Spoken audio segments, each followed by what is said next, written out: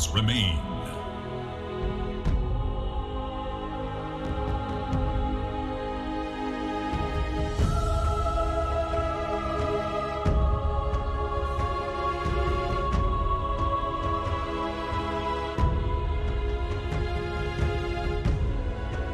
Radiant must choose.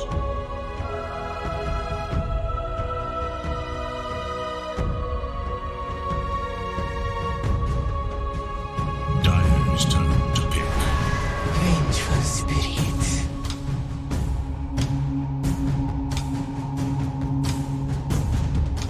Sinister Gaze, 600 range, instant cast, it does leave you quite vulnerable. Not like 10 seconds. It's a little bit of different in the banning situation here as the Venge gets let through. Galaxy Racer don't feel like they're forced to ban this hero out considering they have first pick, and does mean that Army Geniuses now won't have this one in the arsenal if they wanted to go back for it. But we were saying that second pick seems to be still the way to go, depending on if you really want that broken hero to start. So I'm intrigued on how AG can play around with this draft. They've block picked the Venge. I wonder if Army Genius with a think when finally, we're going to be able to pick up our Vengeful Spirit and give it over to DB and have a horrible game. But no, Galaxy Racer, they end up taking it away from them. With Mizu playing it, he's put some okay performances in. I think the understanding around the hero is evolving in the fact that it just needs to be... I feel like any instance, unless it's like a really clear team fight win, if you show up, it's just a mistake to do it. Army Geniuses maybe feeling like they were lacking a little bit in terms of, consistent stuns coming through in that game number one. You have a Venomancer who is able to dish out so much damage. I think Wami did do the most damage in that game. Alacrity only just beating him out. But still, once the BKBs come out, your effectiveness severely reduced down to essentially just the Poison Nova. And again, no lockdown available from the Venomancers. Instead, they're going to pick up the Tide, which we've even seen them have the capability to flex across multiple roles. Do you think it will be a position 1 Tide coming through again from Army Geniuses, though? Time will tell. They haven't had too much success with it, but it's something that they don't mind flexing, so... Wow. I thought... Early Water Boy. I thought they were gonna go like Lifestealer to answer the typing. I think that hero is in a very, very strong position right now. We saw Inner Dream have a solid performance on it earlier. So why do you feel like they've gone for the Morphling here? Well, what does it give them an answer to with what Army Geniuses are showing? Seconds. Maybe they're thinking that this is the combination. Morphling's able to deal out a decent amount of damage. This is a lot of slow damage, so you're never really going to be in a position to get killed by a Tide Hunter Phoenix combination. Although I feel like they kind of revealed. They haven't really revealed, where the Tide Phoenix are, just because it is Army Geniuses. They've shown a little bit more flexibility on the Tide in particular. Hang on, I have to ask. The Morphling doesn't work with Venge Ags, right? If Morphling goes Ags, what happens? I have to ask, because... You don't take Ags, right? Or is it because it's got the Vengeance Aura? Like, it procs off of the Vengeance Aura, not the...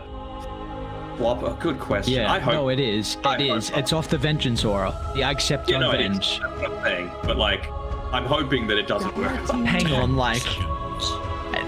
I haven't tested that, but... Let's experiment, Galaxy Racer. Alright, in a pro setting... Someone must have done that. Someone must have done that by now. That seems broken as hell. That can't be a thing. We shall see. We shall see, but... Okay, so what at least I feel like the Phoenix is going to provide you is a nice disengage or commitment to kill the Supernova. You can often play with a high amount of Agi, which will give you a lot of attack speed to kill the egg. Tide also doesn't offer any kill threat to the Morphling in the lane. You can kind of just stand your ground, trade, CS effectively, and it can get to a stage where you can even almost zone the Tide out, depending on how strong the start the Morphling has. So Army Geniuses might have to draft a more kill-hungry position 4. Otherwise, if this is a Tide Phoenix lane, then Morphling's going to free farm. I will also just say that if the game goes on, Phoenix versus Morphling's not the worst, because you can go Spirit Vessel and you have Sunray with the % damage, so it's a decent way to deal with the Morphling. So what are you thinking in terms of position 4s that have higher kill threat? Maybe a Shadow Shaman, combine it together with a Gush. You've already got strong right-click damage, so maybe look to punish him in that way. Dual lockdown, right, to prevent him from just waveforming away later on. Yeah, you need an instant stun. Lion Shaman. I was thinking Mirana for a second, but the lane with the Tide's nice, but yeah, you don't have a way to set up for that, so it just doesn't matter. Radiant's turn to pick. Disruptor. They went Disruptor. Okay, is this the first Disruptor we've seen? I saw it all the time in China. Yeah, I mean, that's China. China loves their Disruptor. I think it's a really good hero as well. So I'm really surprised That's that we haven't true, man. before. What the hell? Because we were seeing that Ag Shard do so much work. Like, we were actually watching almost every game Vici were playing, and they were getting the Ag Shard, and it just looked crazy. And people were now starting to ban it out against them. We were very impressed with the Disruptor, and I'm super surprised we haven't seen more of it. The key thing now is you need to pick it with something that's actually going to use the Thunder Strike on top of it for the extra movements. You know, something that might be lacking a little bit in terms of just pure right-click potential. So I feel like, you know, the style of carries that they've been going so far, the DB, you know, the gyrocopters, the Naga, the TB, it's probably not going to work out all that well. You know, you need something that wants to constantly be around in these teams. Well, I guess kind of like the tiny sort of hero in the Mamang Dai is not that bad either, right? So It is very cool versus Avenge, though. Like, you just swap, bring it back instantly. You've got a huge team fight prowess right now. We saw last game, Galaxy Racer kind of had seemed at least their execution was a bit better in regards to team fight, but they had a lot of big ultimates, and now AG, they're like, we're just gonna triple down almost. So Galaxy Racer have to, I feel like you either go all in on pick-off, or you need your last couple of picks to give you some team fight. Otherwise, it'll get to a stage where you cannot 5-on-5. now,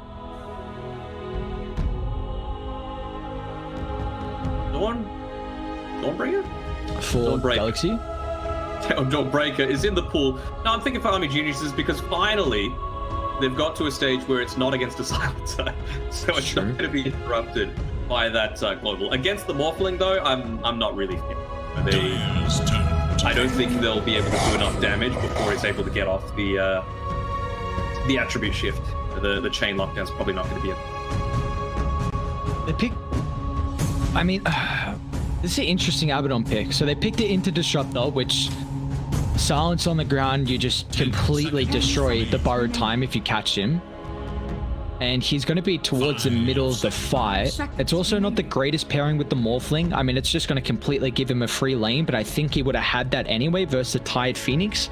Really, the weakness would have been level 1, level 2, but that's also Phoenix's weakest stage as well.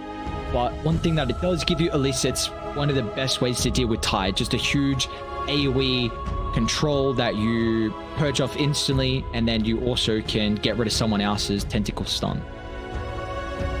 Also, the fact that it does kind of guarantee what the support lanes are going to be for Army Geniuses, because I feel like if you're wanting to have Thunderstrike into an Abaddon, it's not going to work. You know, you're just going to be able to purge it off with the Aphotic Shield as well. So I think the Phoenixes are now definitely going to be played in the position for them, which honestly isn't too bad, right? It means that the Phoenix is going to be able to use the Fiery Spirits to be able to lane in a good way, but also get some stacks off inside the triangle. Alright, if Orphan Venge is not broken, then I'm all AG. So then you can do what you would like. 10 seconds. It is Dire's ban.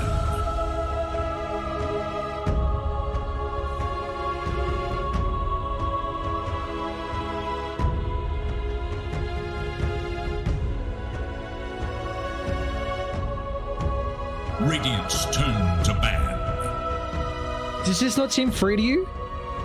Pretty free, I'll be honest. What they do to be able to respond? Assume it's the mid hero yet to come from Alacrity.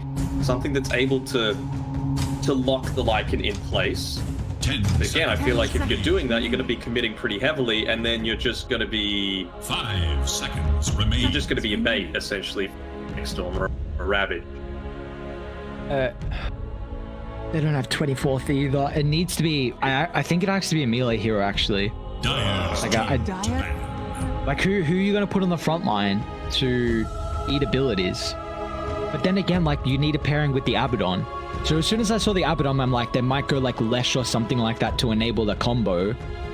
So now you don't really have a good pairing with Abba. You don't have a melee here to play the front line, and you don't have an answer to Lycan. Like you need a lot in this last pick, and you are not gonna get all of those 5 things. seconds. I'm thinking, I'm trying my best. Like no one's going to be able to hit this egg either. Like That's a good awfully ban. short. That's a good ban. I like the Conquer a lot.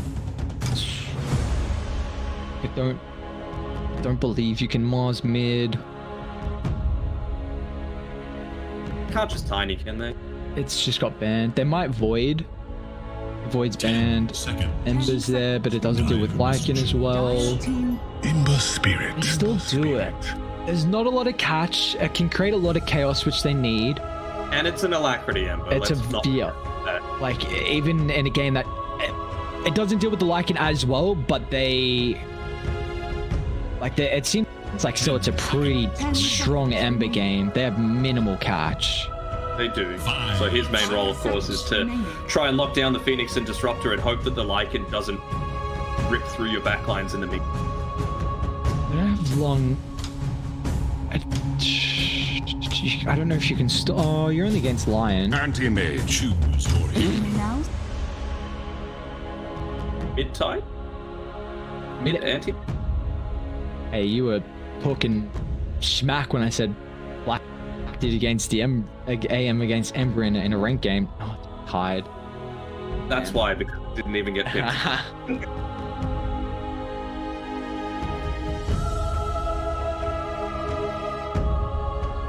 So what is this? Is it just like the rest of them are going to create so much space that it's going to allow DB to have the freest game, and if they go and gank DB, then you're just going to lose two towers in return?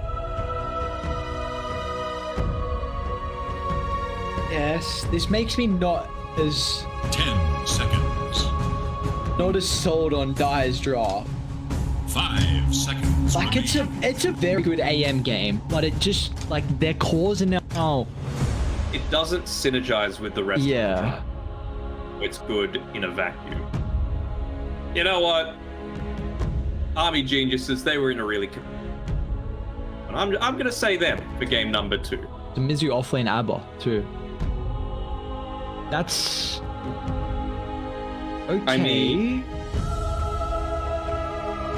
What's their 5 Disruptor? That's not an easy lane. That is not an easy lane.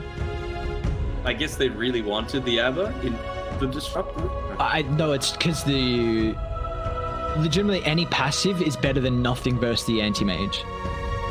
Yeah.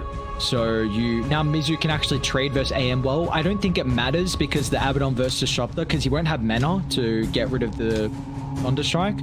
Like maybe you will bring it. You'll probably have a stick, maybe Soul Ring, and maybe a Mango. But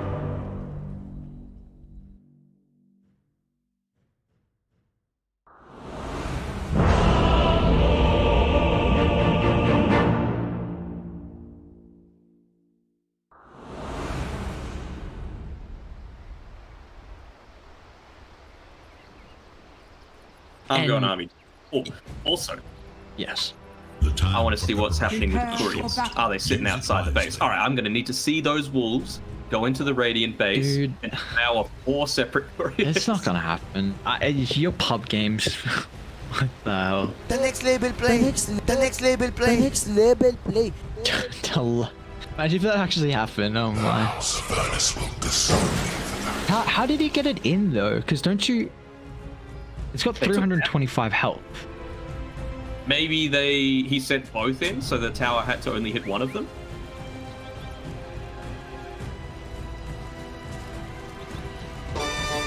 The next label play. next level play. Normally.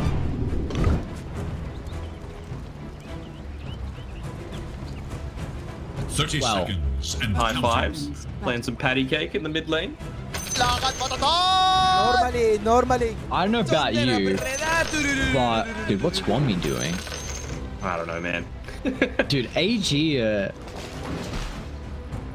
it's always funny to see the old chat.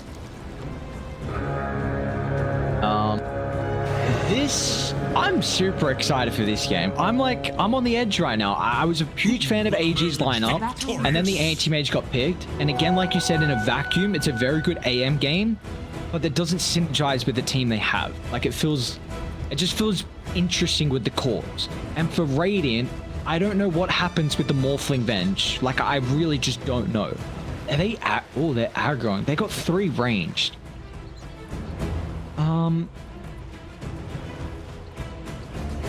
What is this? An amazing kill lane. I mean, you'd have to assume that Paulison's gonna the magic missile here. Do you, or do you go wave just to trade? I mean, in a try lane though. Wouldn't you get a bit more value out of it though? Do you hit multiple heroes instead of the one? I guess you could overwhelm one of them. Yeah, that's what I'm saying. Like the only reason to run a tri lane is to get kills, right? If that's not going to happen, then what's the point of the tri lane? And I don't feel like Wave of Terror is going to be able to do enough super early. They're actually bringing the Disruptor up towards the top side. So this is also the question that I thought they were giving Mizu the ABBA to play into the AM lane, but they were just wanting to at least have him as a core, like regardless, and still trialing, which I find interesting.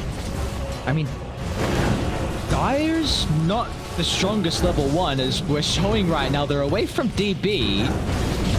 Polison's kind of tunnel vision to clean off AM. Yoricam as well, they're now back to taking a huge amount of damage themselves. It does feel like it's going to swing back and forth constantly in the lane, right? Based around the fiery spirits, most likely. They're like, at least lane being up here, they get a little bit of that extra tower regen if they want. Okay. This will also mean no one's going to block the small camp, so pulls are always super important in the tri lane. You just need to get the creep equilibrium back in your favor and just eke some experience over to the support. At least able to body block there onto the camp so it doesn't stack up. Camp was pulling through. Army Geniuses, they're really waiting for their level 2 timing here. They're not going to get it. Big Galaxy Racer that find it first. Polo. Okay, if they all got sticks. Eurocam doesn't have a stick at the moment, but in your dream and Polison does. Those look like they're not really slowing down DB's find at the moment. So he's doing okay. They will need a lot more resources, which are starting to come out. Get an opportunity. They're also giving all the experience. Like that was the big difference, right? You had level 2s on Galaxy Racer and just level 1 on Army Geniuses, and like I said, you need going on to UK. They need level 2 for that survivability aspect, and now even just the kinetic field or the glimpse, whichever way they want to go for it, it'll be pretty damn impactful for being able to swing the lane back in their favor. Bit of an opportunity to take a look at the other lanes. Alacrity versus Mumang Dire. Very even at the moment. Do you feel like this is just going to continue to be the case? I would say so. What's Alacrity leveling up?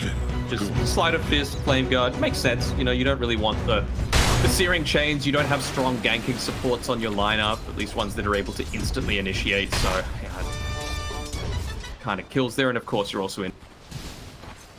It should stay relatively even. In Dire, though, he's got a bit stronger potential to go off onto this small camp and be able to pick up some extra farm for himself. The glimpse.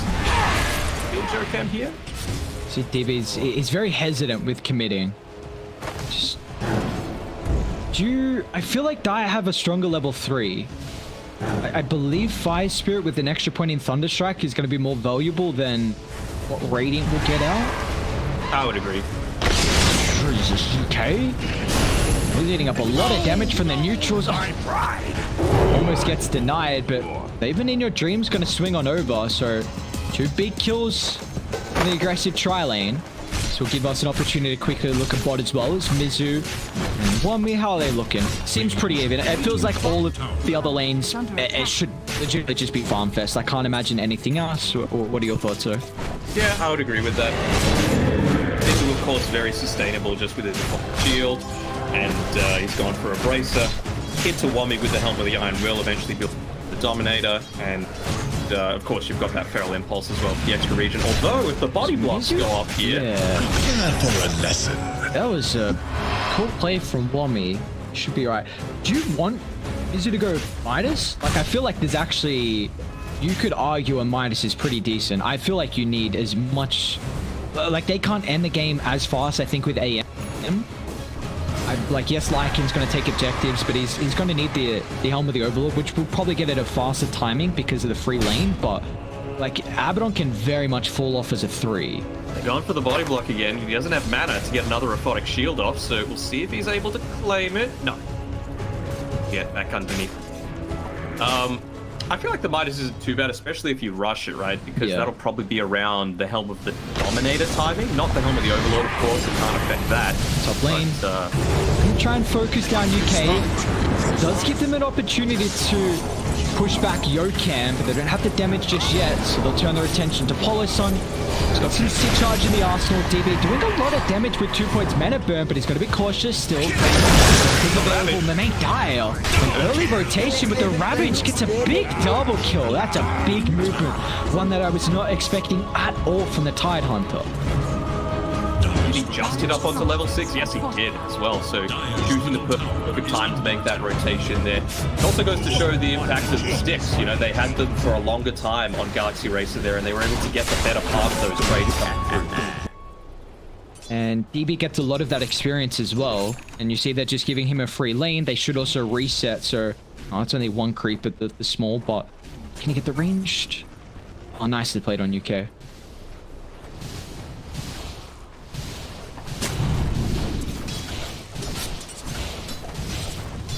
We got ourselves quite the ball game here, though. Galaxy Racer, an early lead. Very, very minimal. There is little hope for Radiant's middle tower. Under attack. Just have 2 heroes at the moment. It does look like trying to connect once again with Lim. Bounty! Radiant's bottom tower is in danger. Oh, Alacrity's here as well. If they can get kills with this catapult, they can do a lot of damage to the tower. They'll start with DB, great use of the ward. Now they'll overwhelm it out of the tower. And this should be at least half of the tower's health gone, and even applies on top of that with the Disruptor's life. Way out, gets to refresh his bottle, and then he's going to look to rejoin the team, not even needing Mizu there with the Curse of Avernus to be able to take down this tower. So that's a nice little bonus coming through for Galaxy Racer. Probably not something that you were expecting. Not even needing the Searing Chains either on top of that. So great combination there Under attack. coming through from the supports to ensure the kill onto the Anti-Mage and halting his farm. DB Heading him down towards the bot side, but now you've got DB level 5 into the level 7 of Abaddon. I don't think Mizu will care too much about this. Maybe Army Geniuses can get their own tower with next Ravage, which is up in 20. They might lose Lim in the process. Touch out in the main guy's Courier, which was Bracer and TP. Still hard to go through the Tide with level 8. Mizu, he wanted to use the Aphotic Shield as much as he could, just there against the Anti-Mage, even. And then he was totally happy to just stand there and trade.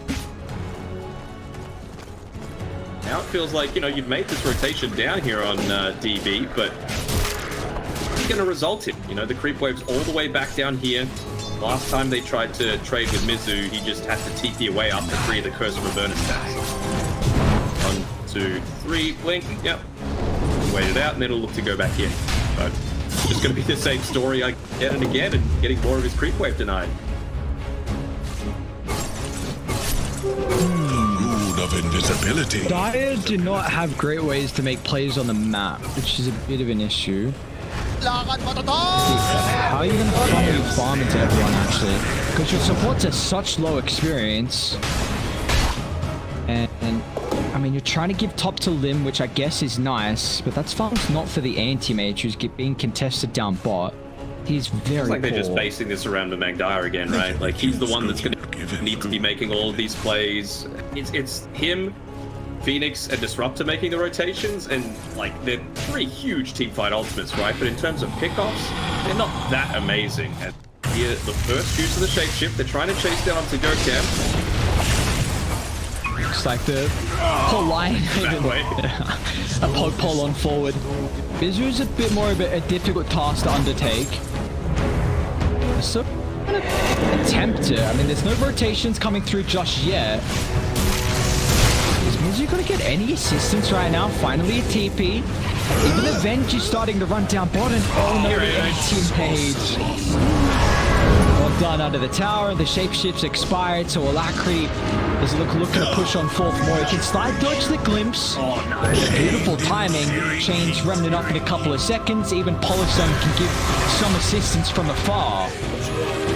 Really nicely played there by Mizu, just wanting to kite out as much of that shapeshift as possible so that they're committing heavily under the tower, the borrowed time, with all the farm that he was able to retain on the bottom side of the map, and it result in anything except for a couple of your Thors dying. Now, even just looking to continue the push forward this time around, Mizu's going to be there with the siege creep assisting. I wonder, actually ends up getting the fourth hit onto the tower while it was under the glyph. Thought he might have tried to wait here. Now he's going to show up with the Ravage available, so be a little bit careful. Me and UK showing themselves. Limp's only the 2 points, so they're going to bring him back. I don't know if Mizu's the right target for this. But he's still got that borrowed time. Yeah, this is a difficult task to undertake once again. I mean, Dire's middle tower is under attack. oh, he's going Shadow Blade. Very interesting. On Dire's middle tower is no more. Guess he wants a Silver's Edge as the game goes on. Radiant's bottom tower is yeah, in you're going to be attacking fairly fast, and even just being able to get that break onto the anti-mage means that you can man fight and at least still have the aphotic shield available for yourself. Dire's fallen. DB is going to have quite the trouble time. So we got 1 point Sunray. Going to be enough DB. Nice time in the counter spell. Just prevents Yokam from wanting to drop down the ultimate, but I mean, you just see, is he still going to actually die? Dire should look to their top tower.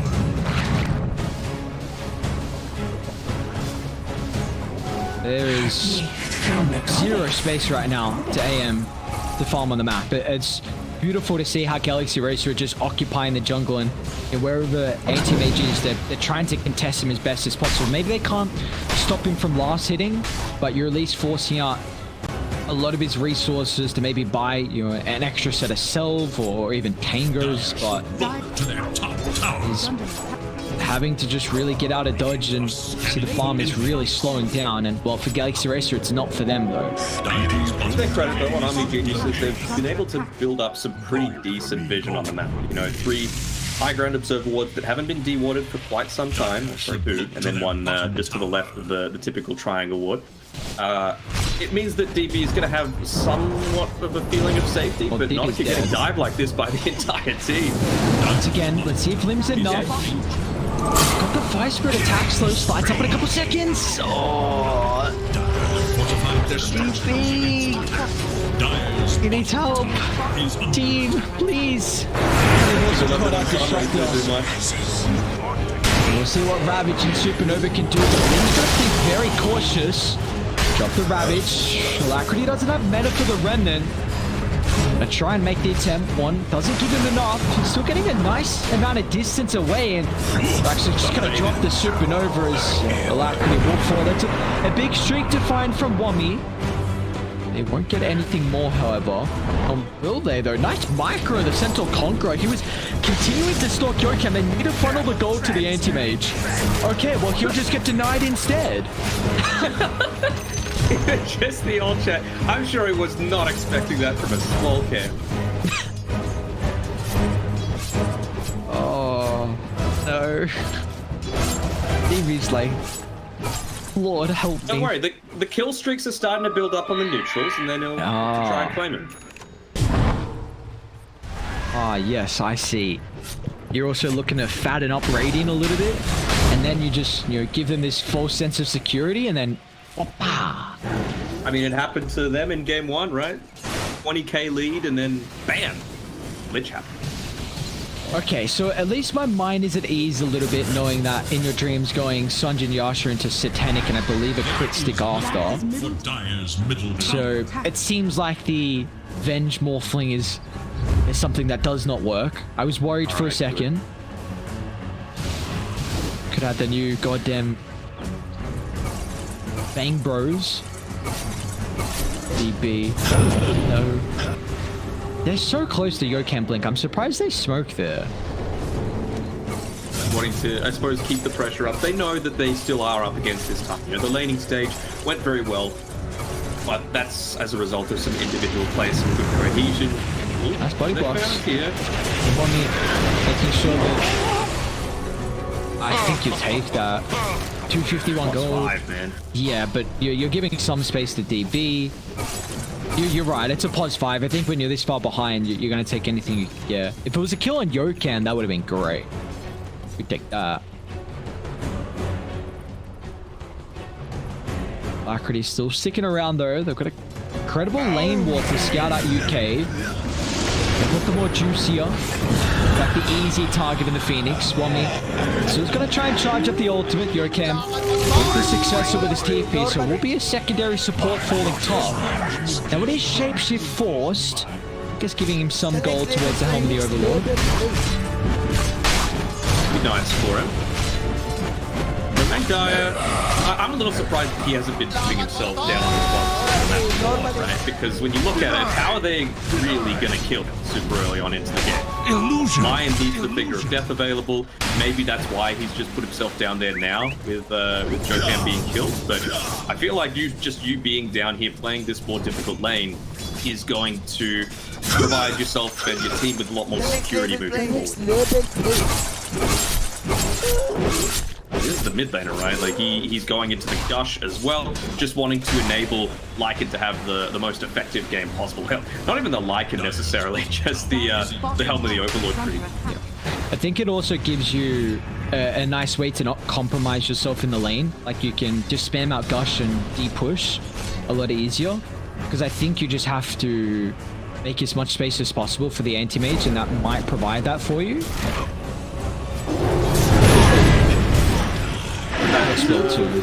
Yeah, getting close to that Shadow Blade on Mizu, just 200 gold away. So I'm keen to see if he goes into the Silver Edge. It makes sense, you're up against the Kraken Shell, you're up against the Countess, the Mana Break as well.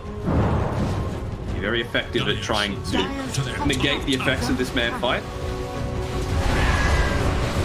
They don't have shapeshift for another 5, so we'll be up if they want to defend top. Have their ultimates already. This is the one advantage that it feels like Dire have. Just the synergy that can come through from the team fights. So space for DB as well to farm for the Battle Fury, which is now completed. It's a very late, yeah. You could definitely say that was a successful tri lane.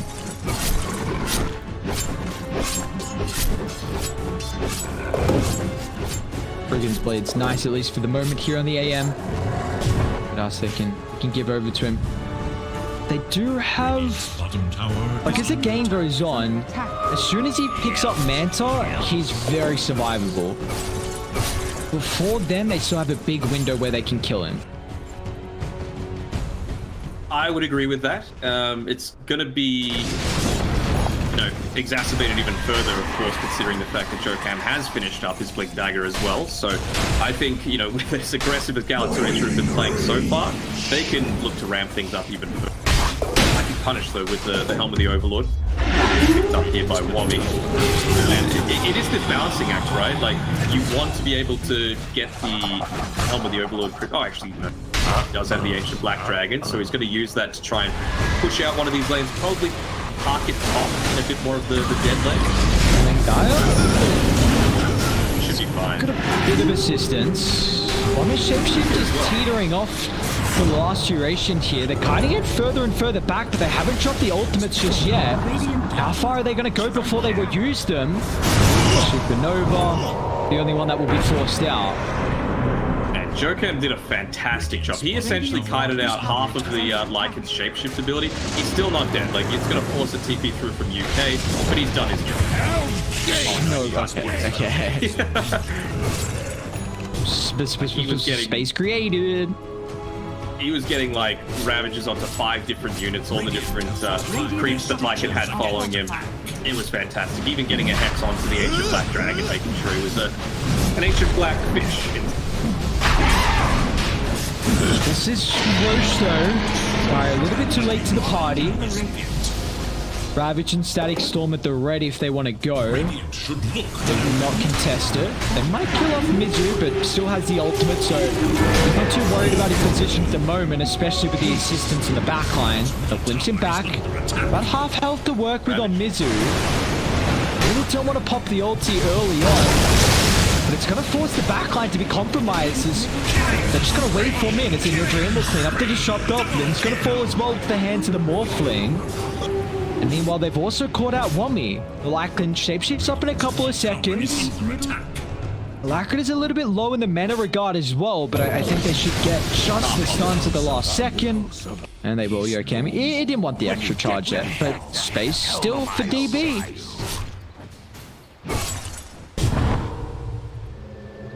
We're seeing here a key difference between, excuse me, the way that UK is playing the Disruptor versus what we see from the likes of DY for Vici again. You know, he's going into a Yule Scepter first. It's understandable, you know, you want to be able to tank up from a lot of the damage coming through from the Morphling with the Shotgun Blast, the Lion as well, the Ember Spirit, just to be able to avoid a lot of that early damage potential. But the counter side of that is that you've got 5 heroes that are running at you consistently, and you don't have the ability to fight into it. See how DB's reactions are. Counter spell. Going up. Pure and simple. The tower is under attack.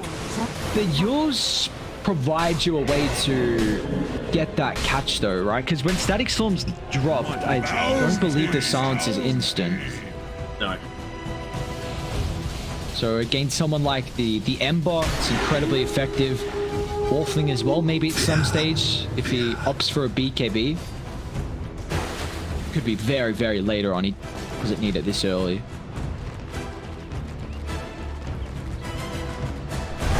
Meanwhile, Polo also has just been silently farming up a Storm. 2 components completed.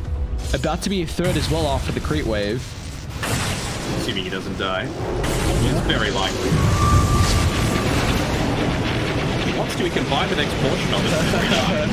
Oh, run, piggy, run! Oh, no. Oh, they're just giving the kill to DB. Ah, yes. Is under attack. I'm like... Alright. More space, more space. They are losing some objectives up top as Mizu and Indra Heroes as well. UK. Good chase down and in a target Yokam, but the Glimpse actually pushing further away. AG can continue the hunt. Okay. Recognizes the inevitable. So a 2 for 2 Alacrity. Is that the 9-second BKB usage? It is. But it has to be said that DB is closing in on the Manta. So he has done a pretty solid job at least to catch up in farm. I mean, he got 2 kills out of it. I'd say that's worth it. BKB. You know, like you mentioned before, you're going to have the Yule Scepter to be able to set up for the Static Storm, but, you know, it's early BKB. Like, this is the first item BKB that Ember Spirit's realized that it needs to keep the pressure up. I think it's also just makes it that much more easier for him to jump the supports, because they need to overlap their ultimates. Like, you need the synergy to come through. Like, Tide, the Ravage to Supernova, and then drop the Static Storm. But, disrupt the game plan. That's yes, 1000%. And we see Alacrity. He always knows his role on these heroes. With how I'm so surprised he's not level 25 on the Ember. But we just see they always give him this hero in pro games, and there seems to be a good reason why. He just performs at an exceptional rate. In your tree. Dire coming. They actually want to take the fight right now. Supernova drop preemptively. They won't have a way to go through Alacrity's BKB, so the egg. They denied the egg. Ravage at the last second. Now they're in trouble. The chain's lockdown's far enough. They recognize the direction of the blink. Maybe the tower cooldown might get DB to safety, and it will. No, you could deny I'm really the surprised egg. that they didn't buy back there on UK. You know, you're all in the area, you're making the rotation, you've committed the supernova, and no buyback. You know, your static storm could have been enough to be able to disrupt that. And a very cheeky play coming out there by In Your Tree, morphing into the disruptor as he's trying to make the retreat and glimpsing him back to set up that entire engagement. So since when could you deny egg? I don't know. I don't play Phoenix. Dire's bottom tower is Never seen that mechanic, DB. You're under ward, my brother. At least they say yo cam, so is Lycan is doing a really good job to try and scout out with these wolves, but they're losing too much real estate across the map. We'll see these wolves once again set up for a glimpse pick-off. It's a big set though. The ultimates aren't at the ready though. Do they still feel comfortable with taking the fight? Orchid's out for the control, lacking afterwards. What a sight. Now with the jump in, they'll target the bench. Now we just got the Aghanim's. We'll see what the illusion can do with the Metaboy. Not enough, DB. Has to blink to safety so In Your Drink can stand his ground. The sustains through the roof, and again, Alacrity goes completely untouched. Even glimpsing him back off the high ground and giving him the tip to say thank you very much. Yeah, it just feels like this Lycan has gotten nowhere near enough now. You know, at least this time around, it's the style of Lycan that we've kind of seen 4-5-8 plays, but at least finishing up the helm of the Overlord first. But he's getting completely kited around into every single one of these team fights. I feel like he needs a BKB as opposed to something like it all. Doesn't have it queued up just yet, but yeah, I imagine that will be the case. They're going to have some issues with backdoor protection, but Alacrity's already dealt with that. His bottom shoved in. And, oh yes, classic AM games going up against a set of Barrick's disadvantage. God, I hate it. These play styles, ugh.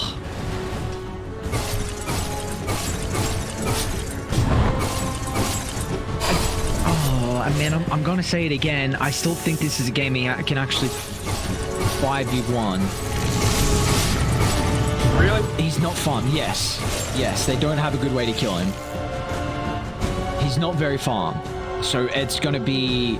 But then he gets picked off once and you lose the game. That's the thing.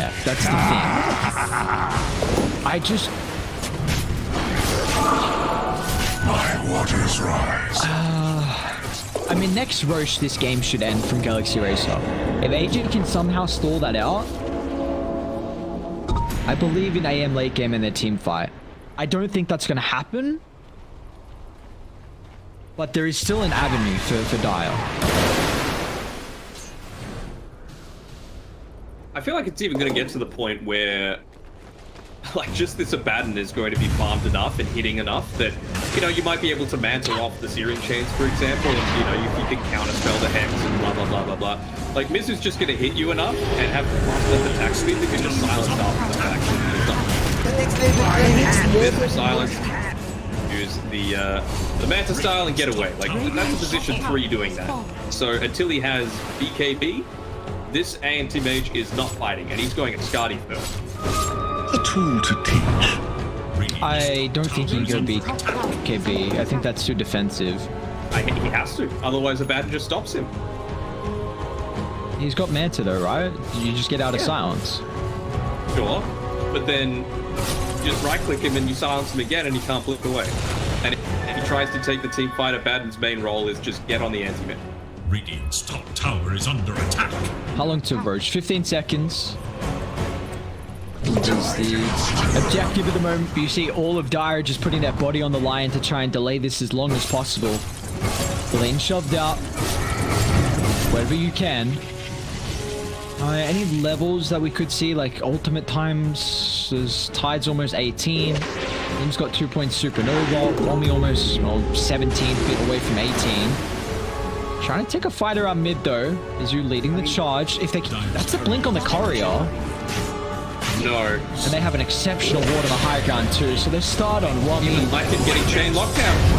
No opportunity for the shapeshift, man. Guile will not see a good use of the Ravager's team fight either. With that Blink Dagger going down, he won't have buyback gold. He's further on Alacrity. Very, very good job though. Lane shoved out, so they will not lose objectives. Is under attack. But Radiant might just look to try and find Roche. I mean, the difference there, right, is that you've got you were talking about any key timings in terms of ultimates, like level 2, level 3 ultimate and all that, but the big thing for mine is that Army Geniuses have just never used all of their ultimate tandem. You know, there've been a couple dropped here, a couple dropped there, but there hasn't been this big game-changing team fight to set up for a big objective like the Roshan, and I think that's been the key difference so far this game, outside of the tri-lane working so well in counter races. Normally. Alright, so we got the Ags. Dude, they're using Static Storm to clear creeps too. We got an Ag shard on the Abaddon. So then this call on Aphotic Shield applying the Curse of a Burner stack. I believe he was going into the Acceptor as well. I know he had it queued up for a little bit, but he's cleared it. Radiant's bottom tower is no more. I have to try and mount a defense here. Scotty, and he's looking for a bash the next item on the anti-mage. How can you go through the first life? One target on there. Look at the tide. Break is out and the life is gone. No second life to play with. UK and the tree line, and looks like another fight where we're not going to see the ultimates synergize together. Also found one on the back line who's looking to try and kill Yokan. They've got a sentry, so it will be successful, but he has to leave the summons to do the job. As meanwhile, underneath the T4 tower, Mizzle Alacrity diving deep, Meta Void out, but also not the greatest target for that. Dire's top barracks has fallen. This feels like prolonging the inevitable line. Like eventually winning a battle, he's going to go down. Big damage coming through from. But yeah, like wait, he's dying as well. In your dream, just looking to man fight into him as the morphed anti-mage. Dire's bottom tower is under attack. Have you got Google Translate out? They're speaking up a storm right now. I don't know Indonesian, I'm sorry. I mean, what good are you as a co-caster then? What the hell? I know very basic Indonesian. Selamat pagi, selamat datang, and stuff like that. Very good. Would you like to enlighten me? It's just like welcome and hello and all that. Oh, he's gone. First steps to a comeback. B. Oh, your chance. Oh, he baited. The good old chat bait. Didn't know we were playing rank games here. I just see you read the bro. This is what happens. What is going on in your stream? He's got a Lacrinus hand in hand. There's the combination. Lacrinus still's got the BKB, and looks like the anti-mage won't get. Oh, actually flicks away to safety, so they'll kill off in your dreams first life. Your thoughts out as well, so Alacrity's gonna die too. They also have a Spirit Vessel on in your dream, but nice play with the replicate. The only issue is they'll glimpse him straight back into the Dire's territory. So in your dream will not escape. It's time for a mega creep comeback, lads. Let's see what you got in store for us. I wonder if they'll actually just call GG. Yeah, there we go. They just wanted that last time. They wanted to call the GG. That's what I thought. That's the time for players at RBG to start. They're like, you know what? We're not going to come without a fight. Victory!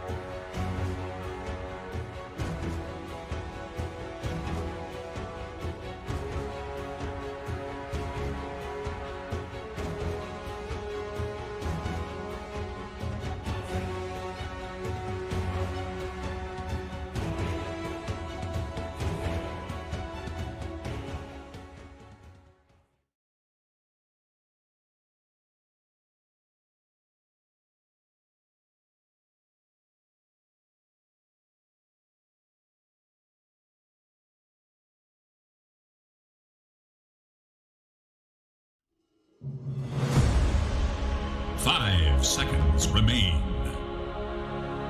It is Radiant's ban. It is Dire's ban. It is Radiant's ban.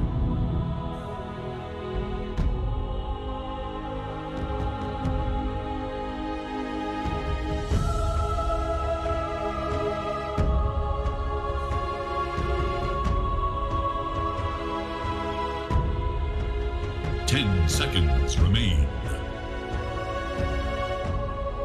5 seconds. It is Dire's ban. A legend interrupted.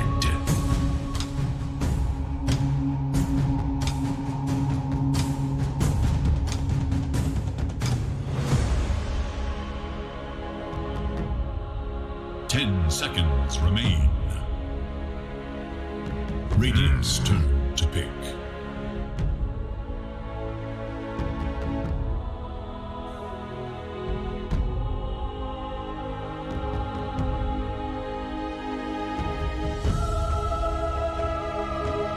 Dire's turn to pick. Gyrocopter!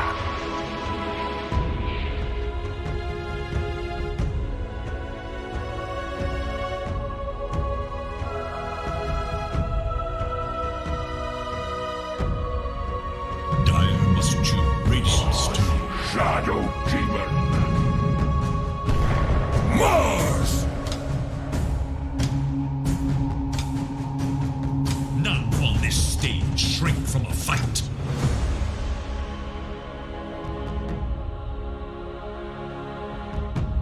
Seconds. 5 seconds remain.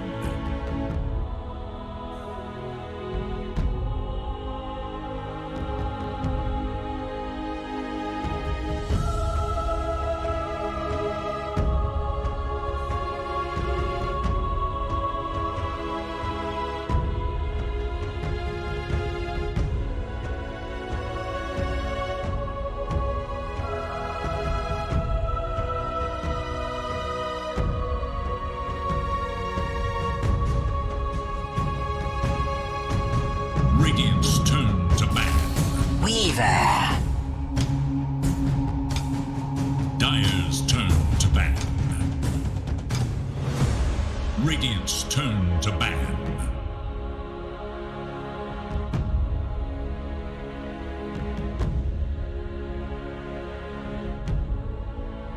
Dire's turn to ban. It is Radiant's ban.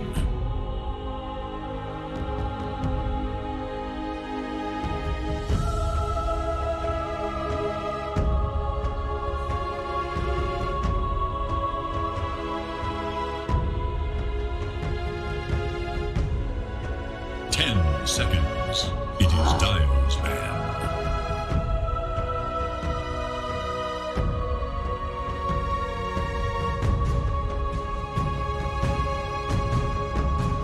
Dire's turn to pick.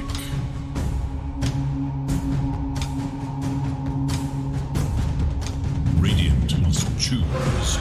Rubik!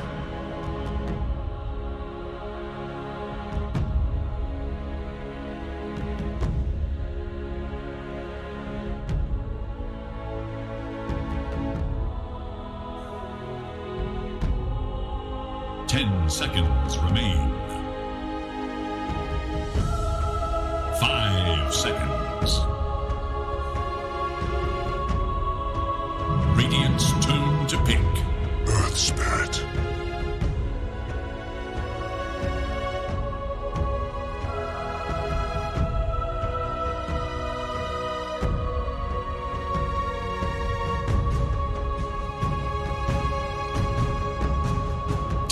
Seconds. 5 seconds remain.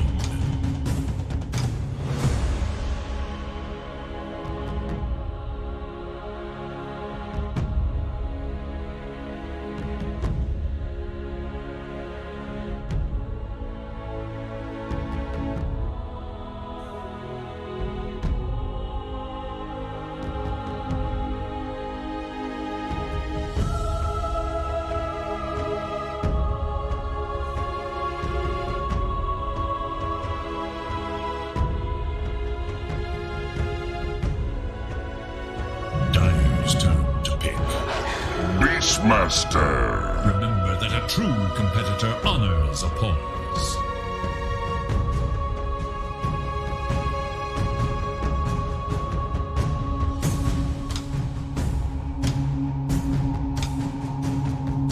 Seconds remain.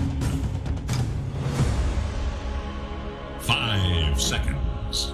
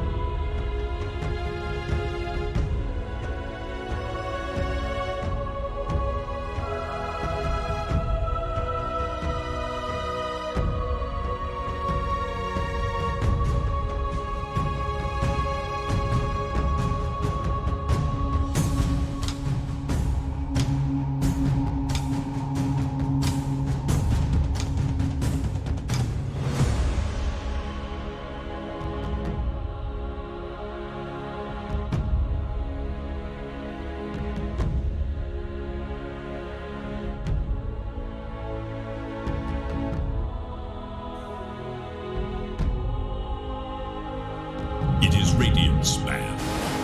Naga Siren.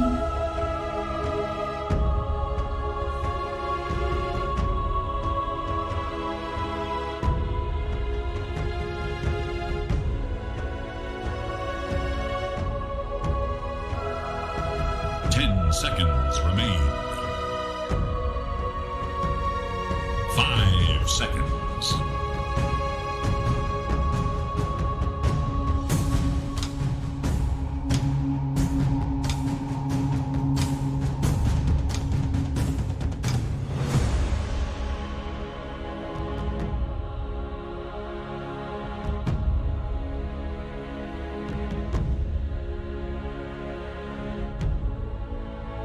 A true warrior never rage quits.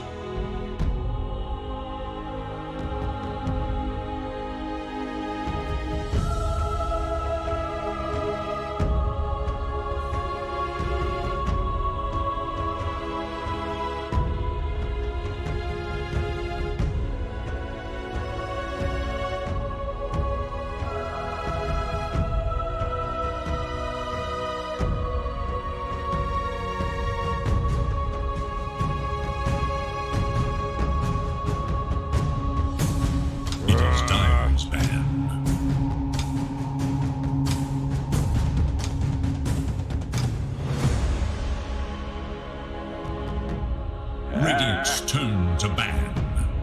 Dire's turn to ban.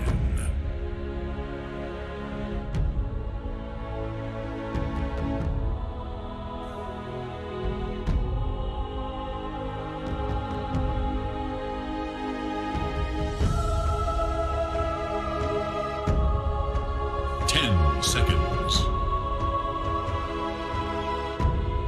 5 seconds remain.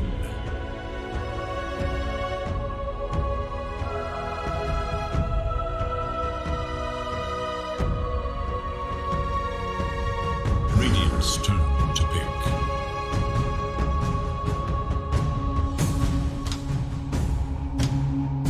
Dire's turn to pick. Huck.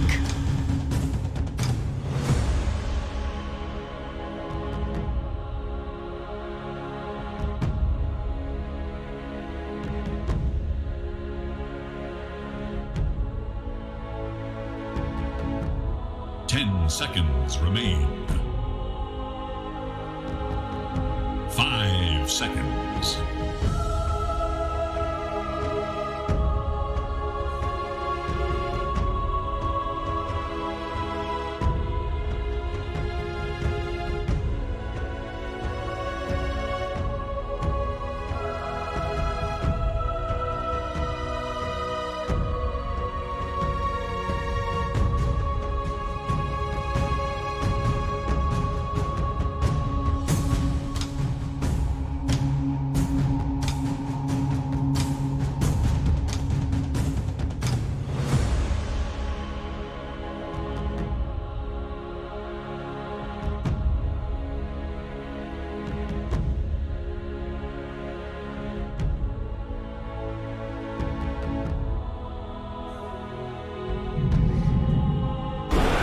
Dragon Knight. Select your hero. Make the ultimate choice.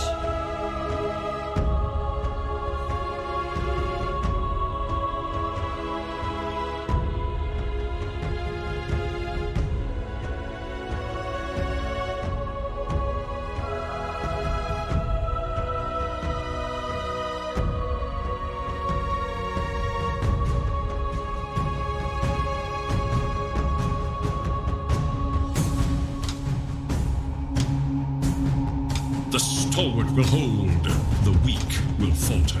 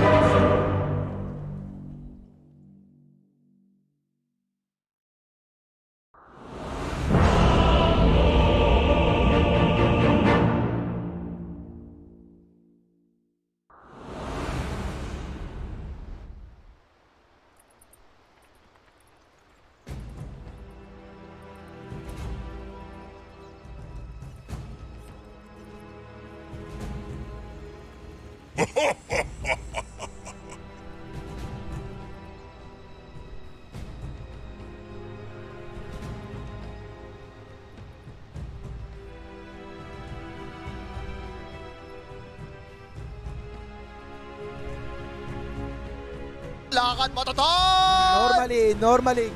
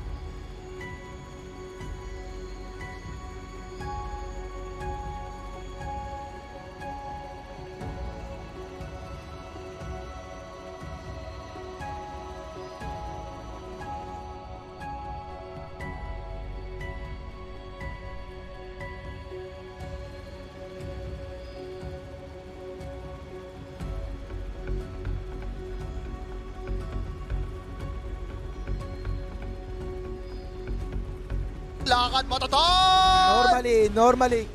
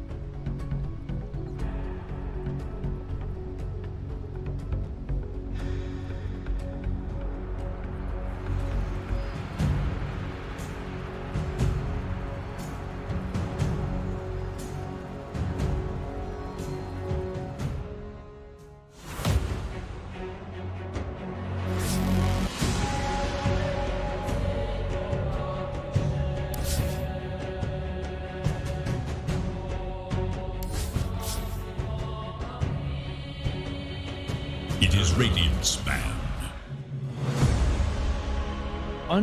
Like, I've been trying to think of how the Venge and Monkey matchup can work with Swap and Wukongs, but we haven't, like, on paper it sounds nice with being able to swap me out of the range, but quite often you might just sit in the middle depending on the matchup, so you don't have that opportunity. Or just walk to the other side, you know? That's true, yep.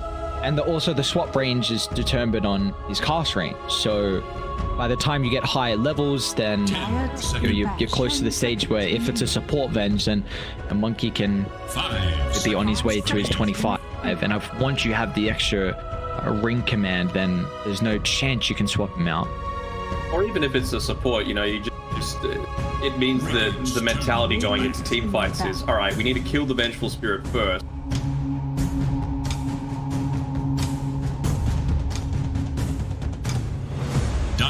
Turn to ban.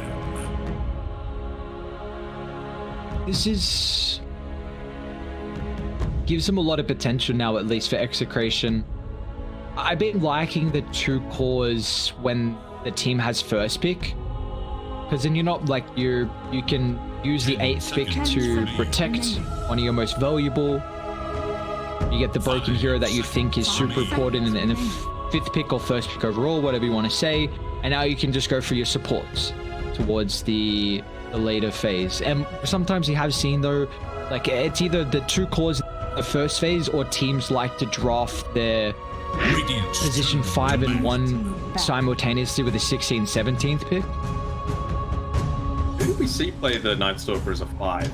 One team that did it. It was CTM, I'm pretty sure. Did it work? Not that I remember. Yeah, I didn't think it like that. Might have been against execration, actually. No, scrap that. Seconds. Against Dreammaker.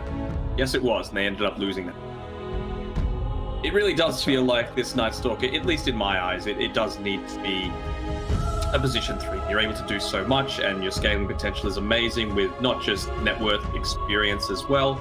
And just to have this hero that eventually is going to be able to build into the Nullifier, I hate playing it so much. He has reached my #1 hated and most banned hero in every single one of them. I mean, it makes sense.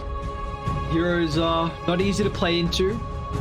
Feels like you need to... Radiant's turn to pick. Like, you need some way to gain vision on your own team.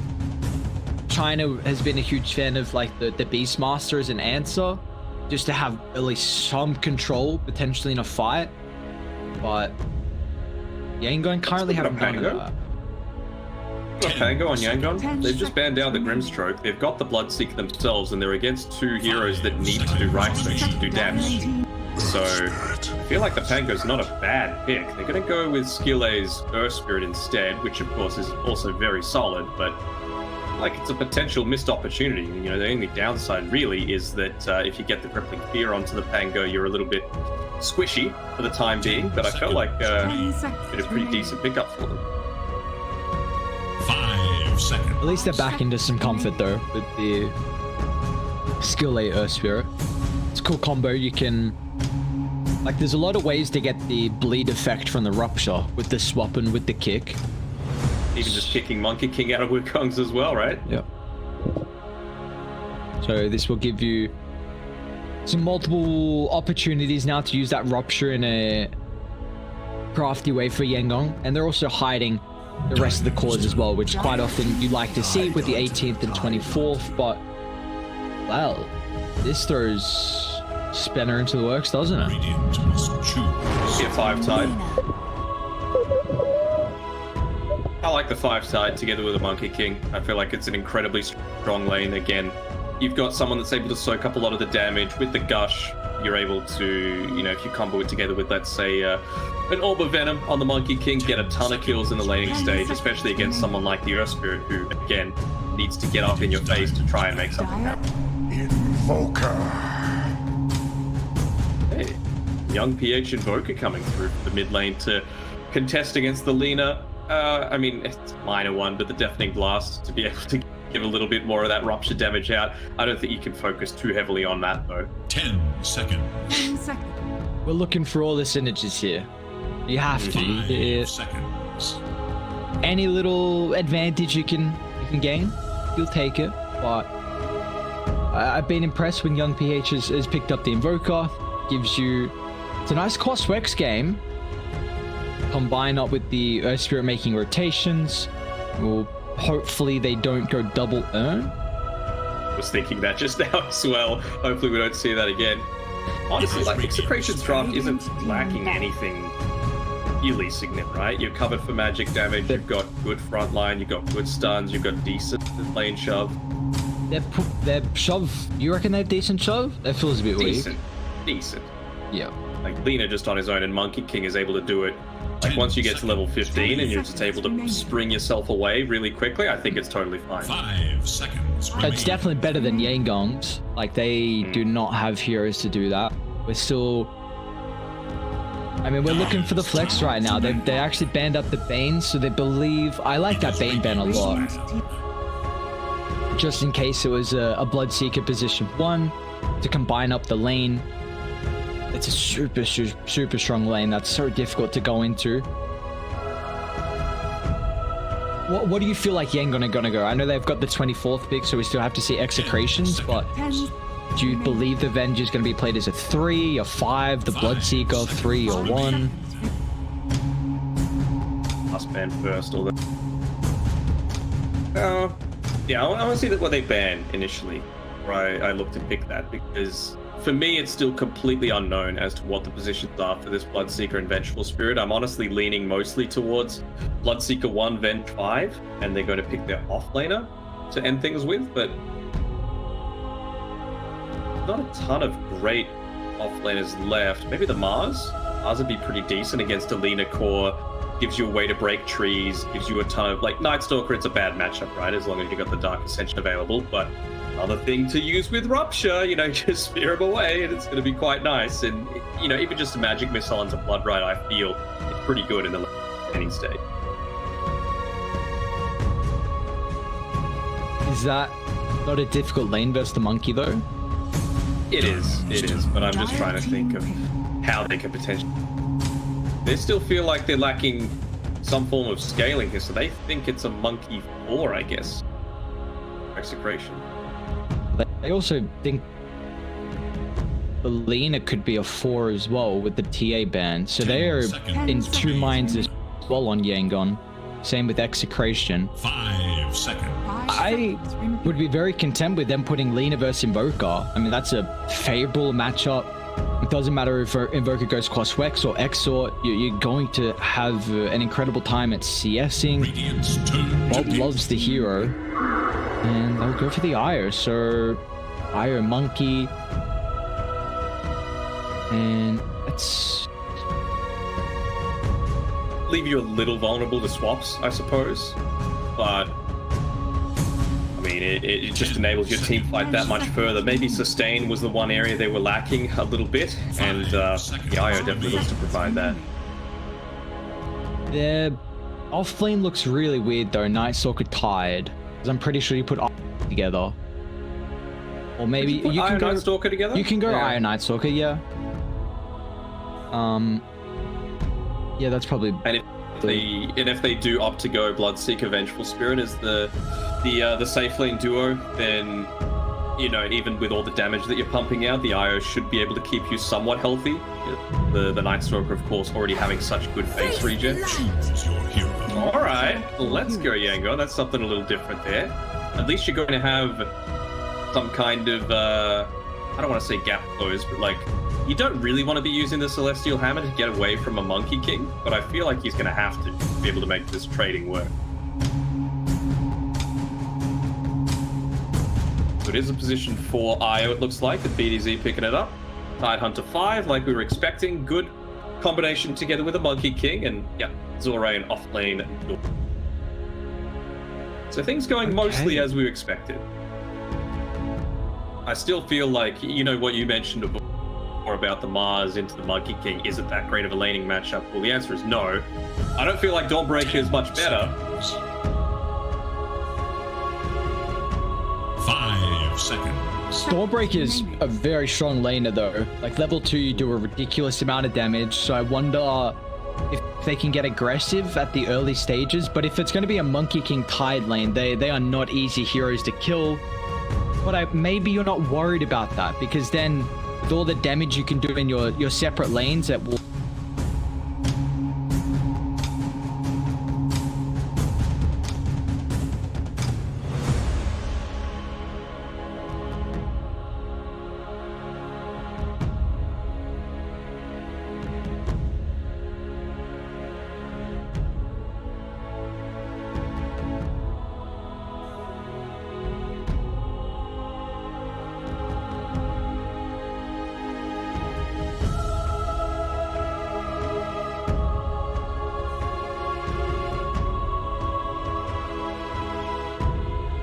the side of the map and win the team fight in pretty.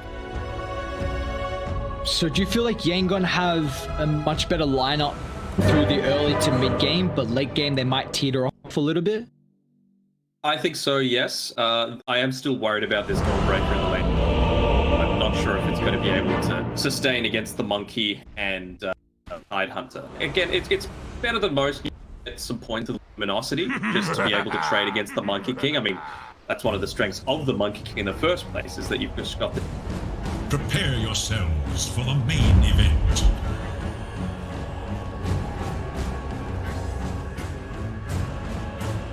Breaker's going to come out of this thing.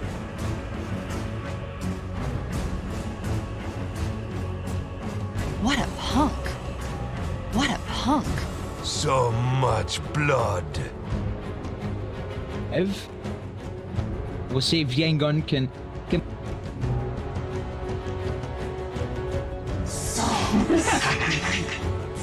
What? I feel better already.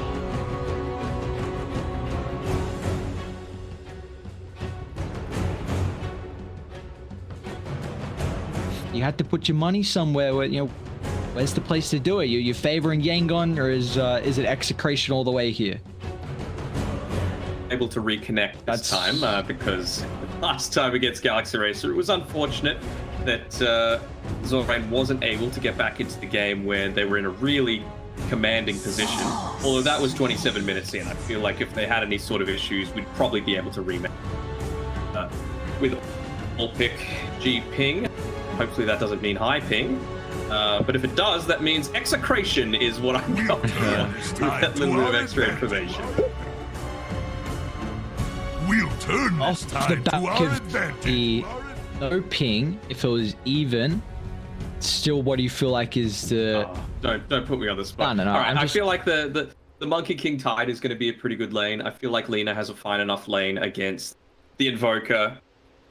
Probably not so much the Night Stalker. Io, you're going to look to get really aggressive with this Bloodseeker Venge and probably get a kill or two. But I don't think it's going to be enough to withstand what King Pos 1. And again, eventually, it is still a Night Stalker being played in that core role. He's incredibly effective and fantastic at scaling. I'm just still going to stick with X. I think that... Has he gone Exort or... So more than likely Coswex on Young PH. I do... I'm worried on how their lane's going to go with Dawnbreaker. I'm still warming up to the hero and her capabilities. I've seen that her lane is incredibly strong. Is it strong enough to go up against the king of the lane in the Monkey? That's a good question. I'm really not sure if it is, but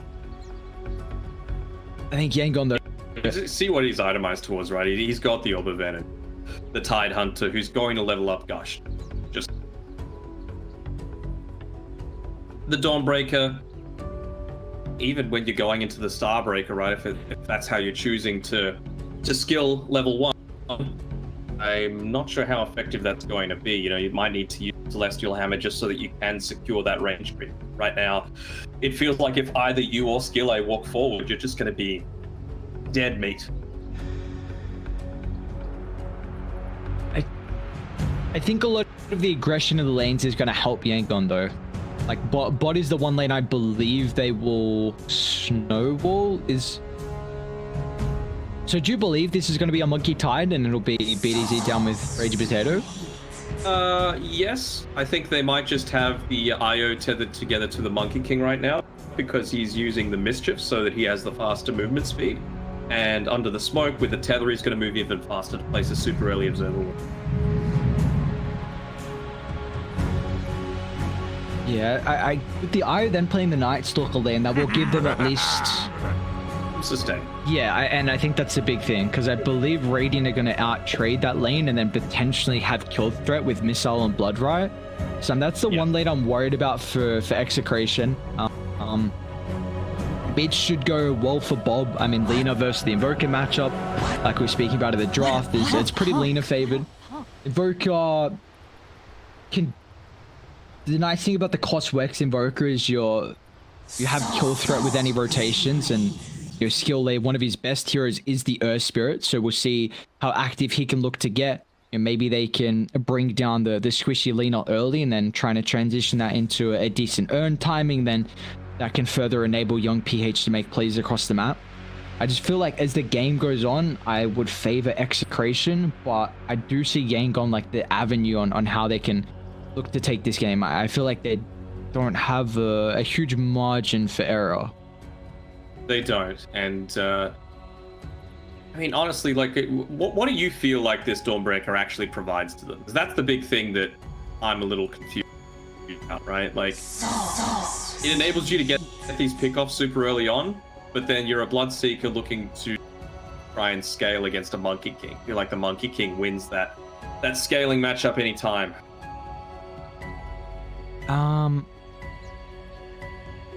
Well, firstly, I think Bloodseeker scale is a lot better than what we've given credit to him. Like, I really think this hero is somehow doing much better in games that are going later than I've been expecting. So I'm intrigued to see how he's going to fare if it gets to that stage. But in regards to the Dawnbreaker, I mean, again, maybe they just feel like this is a hero that can actually lane versus the Monkey King. Like, there's few melees that can still trade versus him. It's not easy, but there's a huge spike in level 2 that they can utilize. They've got global potential, which maybe they feel like is nice against the IO, because right now Execration are always going to be playing off that +2. Like, it's going to be IO Monkey King, and then you've got Night Stalker and Lina hunting consistently across the map. So maybe they feel like the Dawnbreaker will give them some opportunity to be able to connect and get there just in the nick of time. Because that's I guess you got to be careful though with the Dawnbreaker on his own as well, though, right? Because you've got this IO combination. You know, all it takes is one hero to be around one area of the map, relocate it, suddenly a 3v1, so you can punish him looking to play a little bit more greedy towards things. I feel like if you combo with a Mars or something like that, but I was kind of leaning towards Yangon, then, you know, the laning stage is probably going to go just as bad, but at least you can work together better with the likes of, you know, a Vengeful Spirit or an Earth Spirit to combo and get some super early damage out. Yeah, the question is how much damage they can really get out. That's the main thing. You see, I don't know about you, but mine's a bit lacking. I was the only you know is Indomie noodles, all right? Dude, there's nothing wrong with some Indomie noodles. I didn't say there was. There you go. Get a nice deep ward off, but bring up Yangon Galacticos to ground, and it's just going to be a mirror play coming out here from Execration. So again, like we were saying before, these two teams, you kind of don't get the sense of how this series is going to shape out because they feel so even across the board. Yeah, it definitely feels like it's got to be off the back of the execution now. Like, I think either team is going for the conga line again. It was Would you say either team is happy with the draft they got? I'd say Execration's better. Anytime you get a Lina and a Monkey King and a Night Stalker in my eyes is a draft. Ladies and gentlemen, Be careful here though. Little backstabberoonie. cough up first blood. First blood. As your position 2 Invoker will secure a very nice advantage for the lane. Now, they do give up 4 bounties. So, that is still no bueno. Okay. I mean, I'm not sure if that's worth the trade. I guess they feel like they were really stronger at level 1 on Execration. I can't imagine they did. So the fact that they went for that exchange, I wonder if it was calculated specifically around wanting to take bounties. Whatever they felt it gave them at least a nice way to offset the early first blood. For young PH, he has to be pretty happy though against the tougher matchup. He's got an early null to play with, so quite often you need the stat items to help offset the damage that you're lacking without the XOR. Wanted that. Liking this from Skillay though, he realizes how strong the Tidehunter Monkey King lane is together. He's going to use the Boots of Speed, that extra mobility that he has, to just pull the creep wave, make sure that Zorain has a place to be able to farm. I wonder if Skillay even just gets all the experience himself. Try and works towards the level 2. Then he might get active, or with that advantage, maybe they can body RR. This is also just taking a full wave away from the monkey at the moment. Does, and it also helps to move the creep equilibrium a bit more in your favor. He didn't get all of the creeps with that rotation, so, but at least now you can see, like, both of them have a healthy amount of farm. Level 2 on Skillay, Dawnbreaker is farming underneath her tower, so that's a small win there for Yangon already. The other side lane, we're seeing the aggression already come out. BDZ, a lot of regen forced. He's got a tango in itself still for the lane. Potato with his own tango, and he's actually got a Spirit Vessel queued up currently on the Night Stalker, so it'll be interesting to see if he continues on with this progression. It's not bad. I think the main purpose of that is just trying to lock in onto Dawnbreaker in particular, because Zorain's going to be the one that's looking to commit quite heavily into all of these teams. You get nothing. He's been able to get another pull off onto this wave, so doing a good job already, also blocking up the small camp a couple of times. And it just feels like such a difficult place for RR to be, because he doesn't have the Boots of Speed. He's chasing around this Earth Spirit who has the boots with a 35 speed advantage on a Wild Goose Chase. Do you like that this is still a mechanic in the game? I think so. I think you should be able to correct any, I don't want to say errors, but if you specifically draft a lane that might not be quite as strong super early on, just these little things that maybe if it was done every single game, you'd be like, all right, let's get rid of this. But Each brave career. it's the flavor, that feels nice. Zorain is in a bit of trouble at the moment. Doesn't want to use Hammer to de-aggro the creeps. Yeah, I'm also in agreement as well. I think that if you have to play a lane head-to-head and can't find some other way to at least make it somewhat bearable, then it would be a rough life for some of the offlaners. So I think they've done a pretty good job at, I don't know if I want to call it nerfing, but you remember previously it felt like every off doing this every single game, that's all they were doing. But now it's in the really, really bad matchups, which is, so it's not every game, but of course in some you need that. Really good by Yangon Galacticos. So they deliberately half-pulled this wave, so it's underneath the tower. Then Skillay made sure that he pulled the hard camp into the wave, so that there's nothing that's going to disrupt the tower being the one to tank up a lot of this threat now. And so Zorain, he's going to very safely be able to take up 2, nearly 3 actually, full waves of farm for himself. Blocking them. Like, this is really good play from Yangon Galacticos in the offlane. I cost Skillay's life, unfortunately. Thinking maybe he might try and get the kickoff onto RR, who's got the Boots of Speed in his backpack, but kill! Can you imagine if it was it? My lord, but that's okay. Like, you give so much space to Zorain. You stop the pull. Zorain just got 2 free waves, maybe even 2.5 under the tower. Now he's getting an extra one because he stopped the pull. So that kill is absolutely okay. No, you don't. Yeah, like he's level 4 now, and yep, cool. Nice hero. He was about to do half the health of Tino. give up the last Jingu. Oh. So Young PH has got an early earn.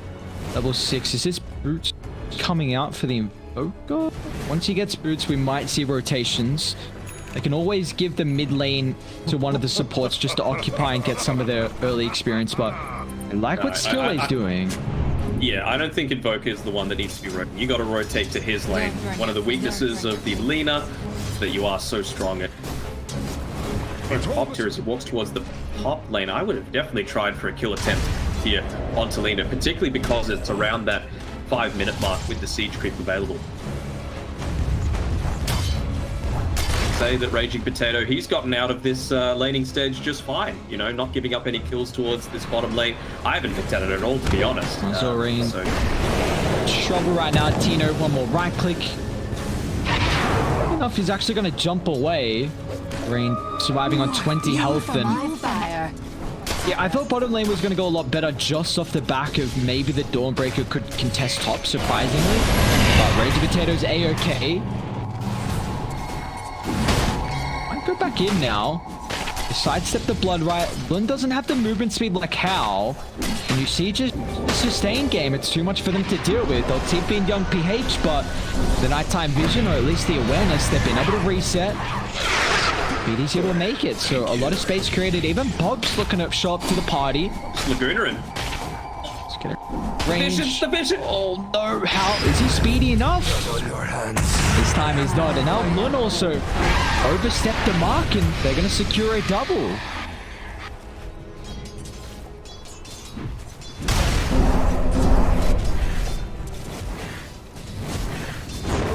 It's a successful rotation from Bob, and unfortunately for Young PH, a TP down that he doesn't get anything out of. They are taking some stacks. Dealing it away. They'll see that he looked to come through, though, with RR placing down that Observer Ward. I wonder if they spotted him place that walked into the river. They have, of course, an Observer Ward that's been able to spot out. And, yeah. Get the D Ward up really quickly there. Even have a bit of a rotation through Tino. Nice punishment coming through from Execration. Not enough mana to TP, though, and he's stuck. He's stuck. Step bro, help. Oh, no. Man, what is with your, you good, my guy? You sure you're making some interesting calls today? We're going to talk about the other one from earlier and none. Oh? Okay. How I'm legitimately feeling.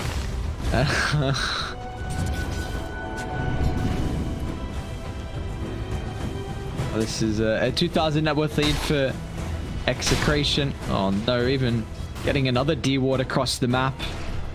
A solid start to their game, and we were saying they don't have the greatest margin for error here, so see how their early rotations. I think the next daytime is where they really need to find an avenue back in. I agree. Scott Zorain, he's able to, you know, somewhat recover at least in terms of levels. You know, 8.5 minutes. Oh, how's in trouble?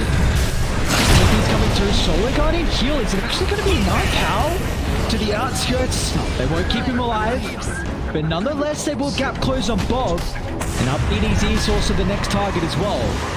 Execration, they're not going to bring the numbers in just in case they can get some revenge down bottom. They're happy with just giving up 2 because of what they're getting out of the map. It's a 5-man commitment right now, so the Tino top side looking to pressure the lane in immediately, trying to push it away, help even RR, realizing, you know what, farm, probably not for me, I'm just going to go and take away the bounty ring.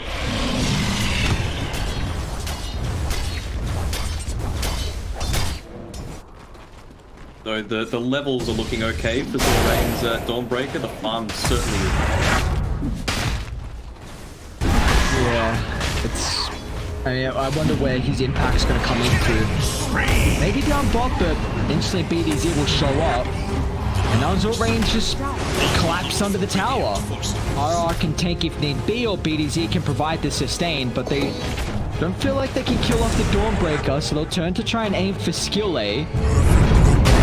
They are still lacking a little bit of control, but with the slow coming through in a couple of seconds, they can flood over the Spirit. What wanting to survive for another 5 or so seconds to bring it to daytime, but unfortunately, great aggression coming out there from BDZ and RR supporting Raging Potato to clean up that kill.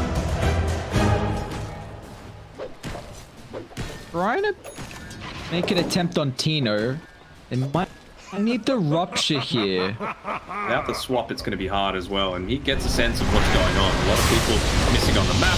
Should still look to go down. Poor old Tino. It's a rough life with no assistance. Team, TPs, please. He gets none. I don't think that would have resulted in much of anything, and you've also got the siege creep wave with the double damage. It's daytime, so when Yango Galactica stingy making their move and they make it to full effect. Having the nether swap available now for Lun. Yeah, it's going to be huge for them to at least get some early real estate, considering Execration still haven't even found a tier 1 tower. So we'll open up Hal and his farming patterns up top proves. Closing in on the Maelstrom, just looking for the last component with the Mithril Hammer. That's also Spirit Vessel completed as well with 2 charges on Young PH. Nice.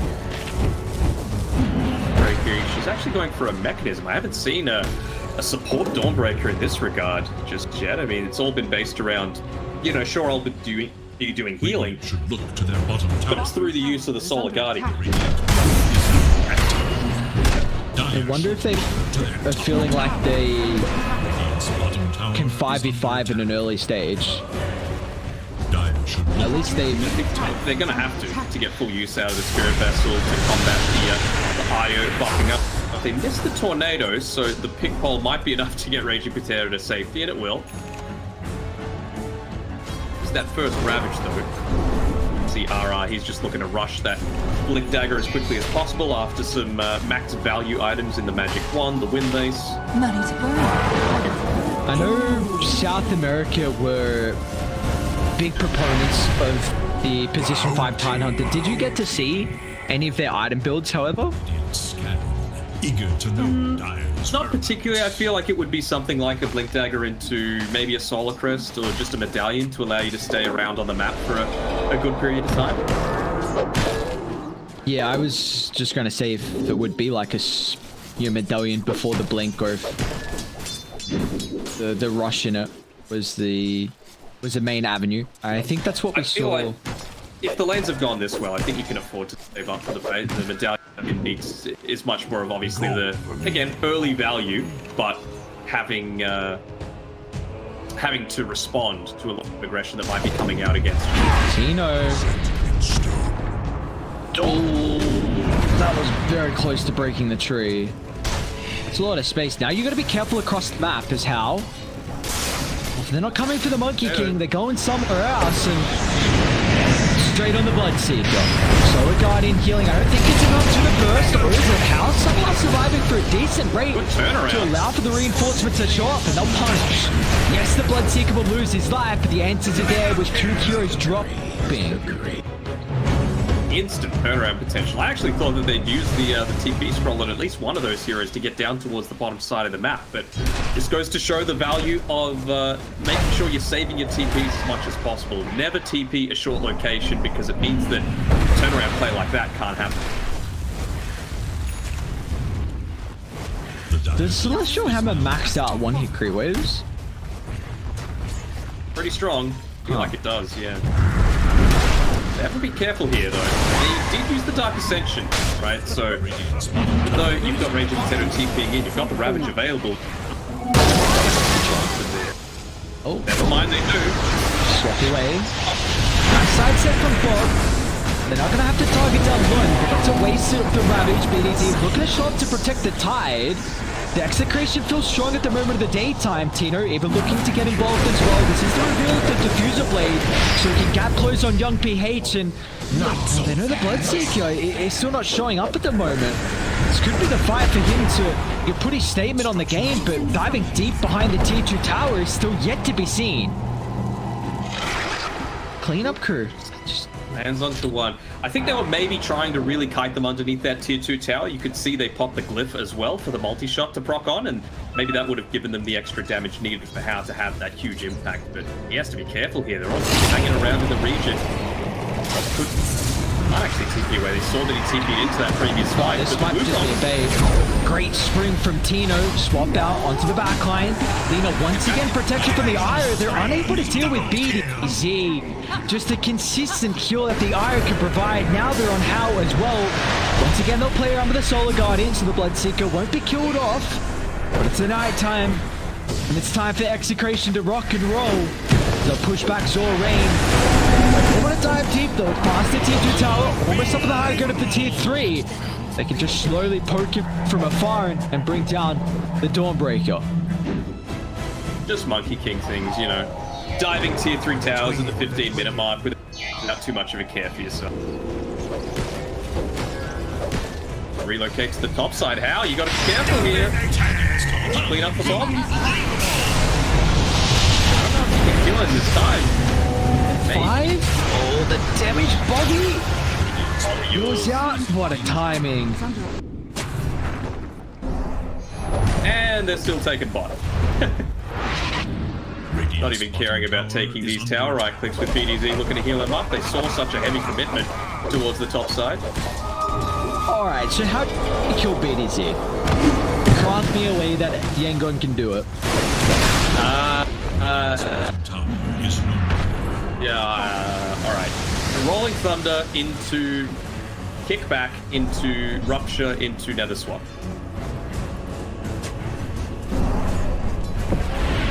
Huh. Damn, they're at that bad of a stage where you gotta Rupture an Io. Yeah, pretty much.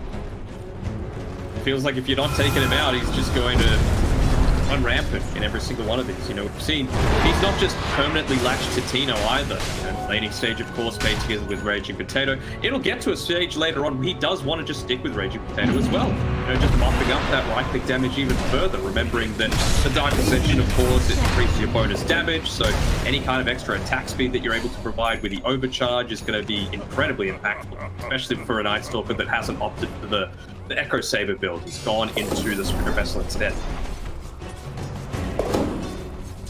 So Zorain's going Aghanims, which... The evasion's going to be nice. But that's only 1 second, right? Am I reading this wrong? There is Yes?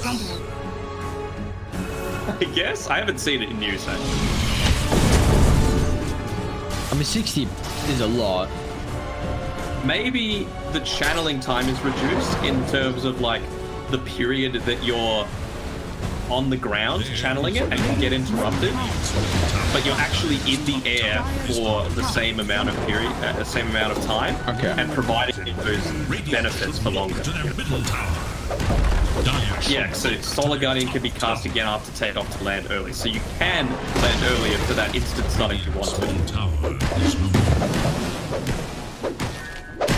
Interesting. Ability-oriented pos 3 though, when, I mean, the Bloodseeker, he's been keeping up better than what we've been expecting, but he still doesn't feel like that hyper carry that's going to win again. But I think it's... We've seen what's been happening though. Top. Gonna relocate to catch out Skillay. Nope. Will they kill him? Please help. Oh. Wowee, that was very close. We've seen what's been happening though with the Solar Guardian. Like, they've been getting a lot of space. You are heavily committing to take one target, hold thought, young PH. Lon might have to swap him. Solar Guardian come into the fray. They're deep next to the tier 2 tower. Does the Bloodseeker want to look to show up? They need a way to protect young PH, but Tino's just locked on. They're even going for Zorain, Tino. He doesn't know when to stop on the train. He's just going for a secondary target. Bob to pick up the double. They haven't skirted off the tracks and they're at the destination of kill, kill, kill. There with Raging Potato, he was blinking in further into the base, trying to pick off someone that was looking to try and help the Dawnbreaker, but instead... well, how near trouble?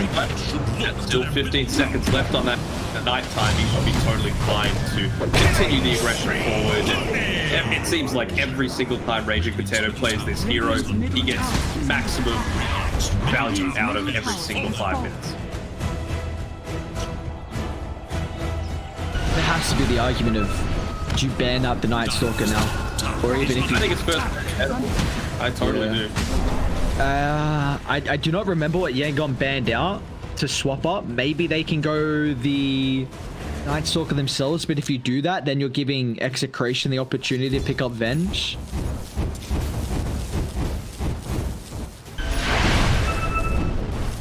He's done way too much for them. 6-1 and 10.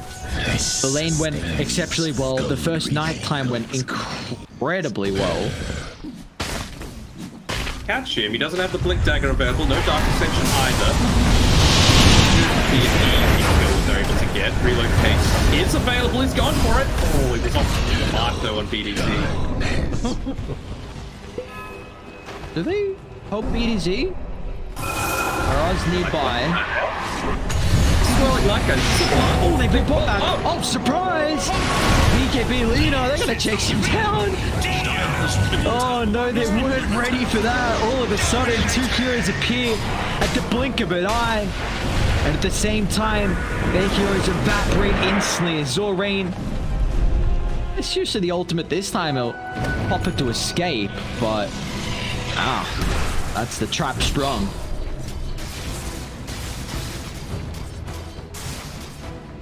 The Yangon Galacticos that were the ones that did this last time, but I feel like if you're building into the Aghanim Scepter on a Dawnbreaker as a strength hero, you gotta buy at least the Ogre Axe Component. Have some additional value coming out for them now. As find out skill A as he tries to TP away, doesn't have mana, so he... but yeah, like when you're playing this Dawnbreaker, it's not even like it reveals anything, right? Because they could think it's a BKB, they could think it's an Echo Saber. Ogre Axe on its own, I think, is totally fine to pick up. But yeah, he eventually does. Well, see how they can take a fight around a choke point? They just might not get out to the Roche pit fast enough, though. Got even a DD on Bob if need be, and in fact BDZ is actually prioritizing the Lina for the tether target. RR's also got Blink as well. I mean, these fights have already been going superb to Execration, and looks like it's... Get there in time. This is really too big, but they're not going to be able to, considering Night Stalker, it is daytime, doesn't have the Dark Ascension. They might even look to continue the fight still. Never mind.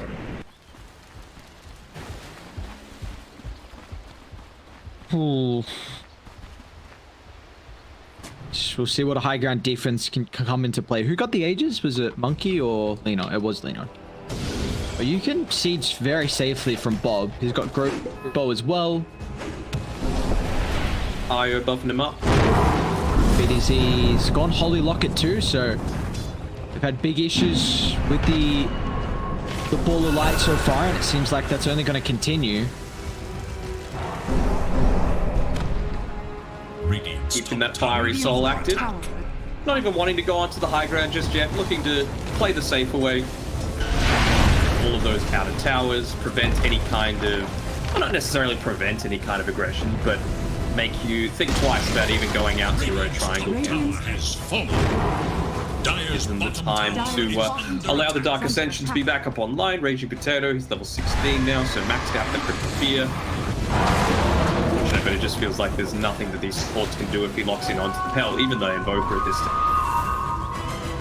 Might even look to wait for the BKB to be available on the Night Stalker before they make the push. Never mind, they just looking to try and smoke up here with BKB was at the start, picked up by team. Sanj just picked up. Right? Feeling pretty safe right now. He's not going to play around in the tree, so see you later, skill, eh? Their scan is almost... There we go. They know exactly where How is. Instant TPs. Oh, you gotta get out. Blink Dagger as well. Alright, well, he's dead. Good knowing you, brother. Not BKB. That's the only way you get away from this. Too late. No, okay, never mind. Oh, yes. Lina machine gun. You thought you nerfed the hero enough. Surprise. And then by the time they get back, guess what? Nighttime. So you might not have the Dark Ascension available, but use the Arcane Rune before popping it, so the downtime isn't going to be that bad. And yeah, they're just trying to look to clean up the Vengeful Spirit. It's not using the Cryptic Fear just before the day. You're going to relocate on the TP tower! Execration have their number well and truly. It's all rain. No escape. They do use the Wukongs a bit ambitiously. They're actually going to look to take the fight, but instantly they'll lay down the Ravage just to make sure that Yangon have no way to even deal with the first life. Swap the safety, but it will fall. One to join the afterlife. An ultra for Tino. Gives this man a rampage. He well and truly deserves it with his performance so far, and it looks like he can pick it up. It's Bob. You're like, brother. Doing how well you played. It's only fitting for us to potentially end on a rampage. Yango, they have a theme of not calling GG until the absolute last moment, but I feel like even for them, this is pretty ambitious. Radiant's middle tower has fallen. Yeah, she done and dusted, it seems like. Radiant's middle barracks has fallen. Tricky way to come back in now. We've seen crazy things earlier in the day, but they just... Maybe if you're about to time out, but still a minute 10 away. I mean, they just got Sanjin Yasha and Aghanim shot on Tino. Ty just picked up a Solar Crest. Night Stalker just got BKB too. So yeah, now you're going against a lot of extra items. Night Stalker nearly level 18 as well. Has Dark Ascension available.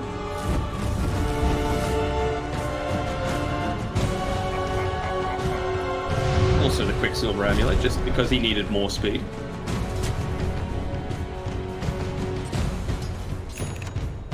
It's a cool Night Stalker set too. Invisibility. I reckon that's also giving him the power.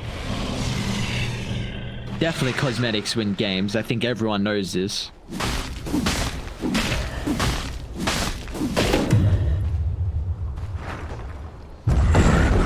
With the Lawbreaker. You know, no cosmetics, that's why.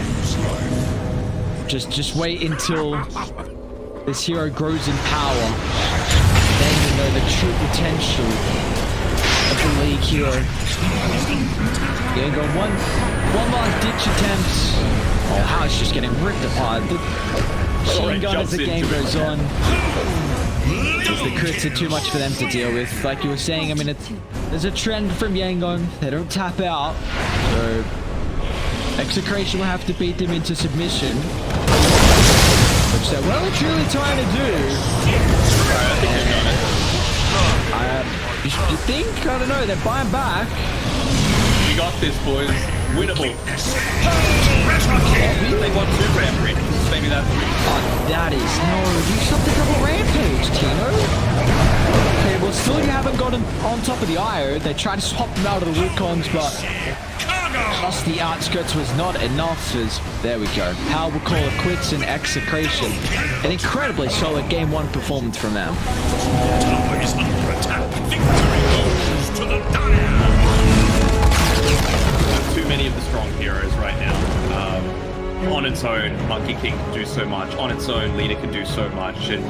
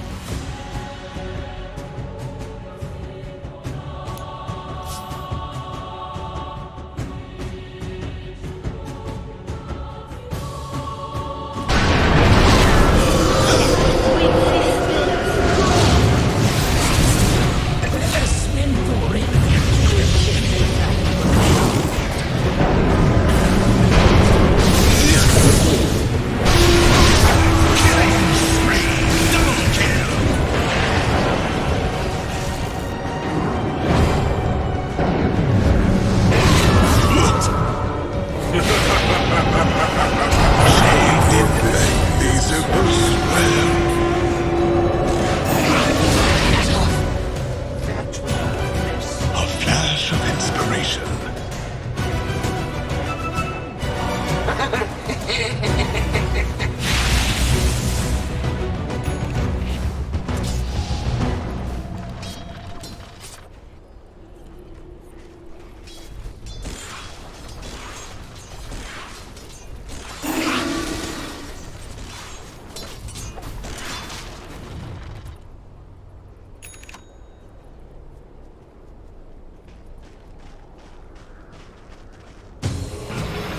Dire's middle tower is under attack.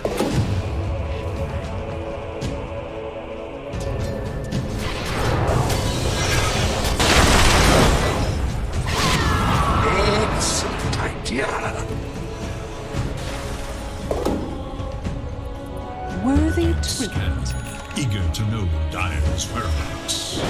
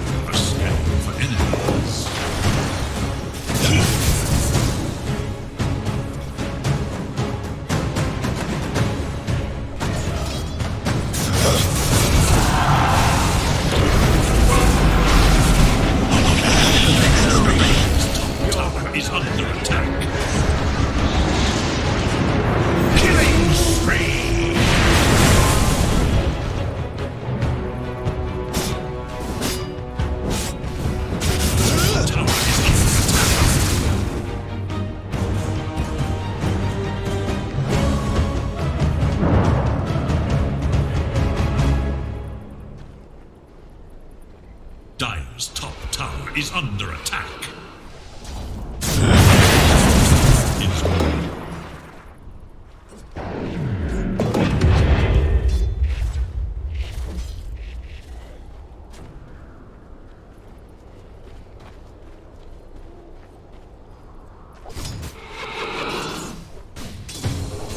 Dire's top tower is under attack.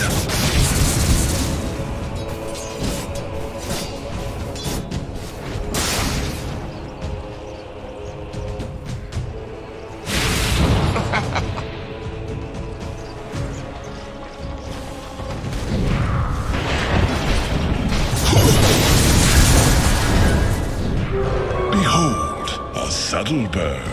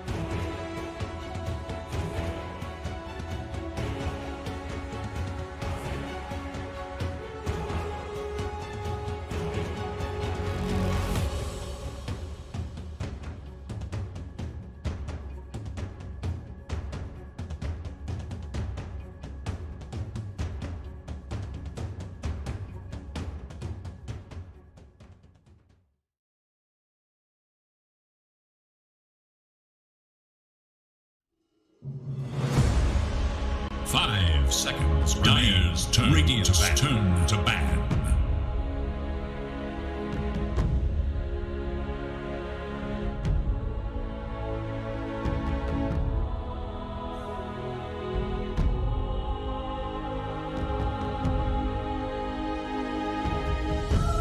It is Dire's ban. Radiant's turn to ban.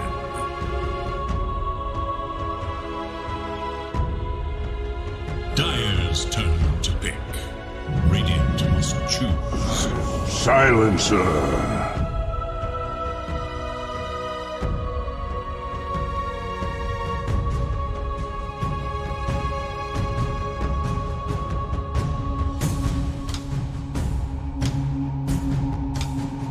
10 seconds remain. 5 seconds. Radiant's turn to pick.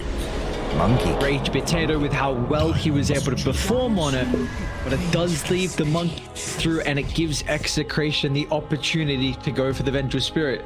And argue, man, what are we doing there? What's going on?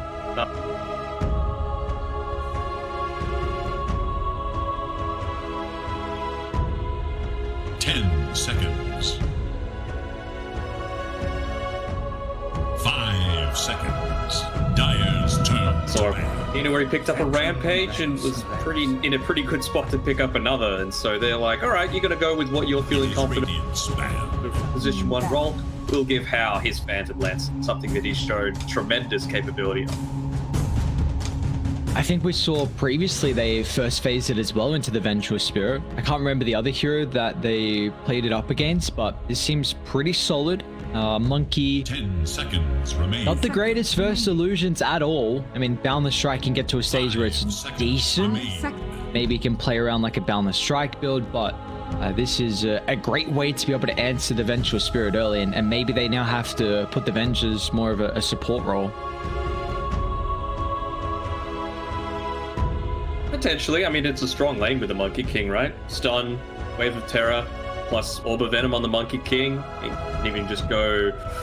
it's hard, right? You need to choose. It's going to depend on the laning matchup, but every single one of Monkey King's spells just feels so nuts. I just love when the Boundless super early on. The Primal's pretty slow. It's just going to enable more and more of these heals. Yeah, it gives you a very strong pairing with the Monkey King. The fact that then you're just enabling him to find more kill potential. He's already going to get CS, but now you're also maybe giving him some extra gold as well on top of that. I'm intrigued to see as well. They don't have, once again, the Beastmaster, which Zorain, they have a lot of priority for him on that hero, and also I believe it's one of the better melee matchups versus the Monkey, so they're giving a lot of respect and kind of enabling Tino with this hero too. Yeah, for sure. I mean, well, we don't even know that it's Tino's hero, right? Again, you've still got that flexibility with this goddamn monkey. But it's going to be challenging for sure. The Silencer does feel a lot more like it's just going to go to Lund for them. Man, the fact that... I wonder if this is just like you just do it for show. Like the person doing the drafting isn't the one that actually has the crown next to their name. Like, we can see it, chat can't. But it's Hao, and Hao is like, you know, one of the newer versions to the team. He's still so young, like 16, I think. So for him to be given the position 1 role plus the drafting responsibility shows how much faith they have in him. Yeah, that's inside information that I wish we could get our hands on. Like, you know, how it's always, I like always asking, because I'm very fascinated by the draft, on the involvement from individual players. If they have a coach, how much the coach is involved, if the captain and the drafter is looking to just draft himself and not worrying about anyone else, and if the other 4 players are just kind of doing their own thing and just talking to each other, or you know, if the captain is still asking for what they think about this matchup and what they would rather play. It's definitely it's different with every team, and everyone's had different success. But like you were saying, I mean, How is the new addition, and you know, one of the younger boys in the team. So with how he's been performed, so overall, he's had some hot and cold games, but I think the games where he's looked hot, he's looked very very, very strong, which is something nice to add as well, considering with how, again, Yangon, the open qualifier team, and maybe people weren't expecting them to perform as well as what they are. Yeah, for sure. You talk about the players when they're in that drafting role, maybe just feeling a little bit more inclined to make the game better for themselves. I mean, that goes way back, super early days. Radiant must choose. Dire's turn. I feel like S4 on Alliance, when he was playing there in his first stint, was also doing a similar sort of thing. Execration, they're going to try and throw out the Lycan here. So, again, very good against the Silencer. I feel like your sustain in lane against the PL is going to be pretty nice, just because you don't tend to level up the Howl all that much. So as long as you've got the Wolves out, the Arcane Curse isn't going to result in much of anything. And the Feral Impulse healing is just somewhat sustainable. So don't hate the pick, and it also means that Yangon need to now look to try and address the hero a little bit stronger. I was into the month. I mean, it is like a counter, I suppose, but it's robbing Peter to pay Paul, Like, you're giving up your laning stage to make your mid game somewhat effective. I suppose they're saying, like, again, assuming this is how doing the entire drafting, and he's saying, like, look, you do this, and shut out the Lycan and make sure that we don't lose the base super early on, then I will have a good game and carry us to victory. This is not going to be a good time for Zorain in the laning stage. They might give it to the mid though. I want to see them pick their 4 here. And I think they need the 4 to be someone who offers kill threat in the lane versus the Monkey King. Because then you do have very able to try and kill the Monkey King.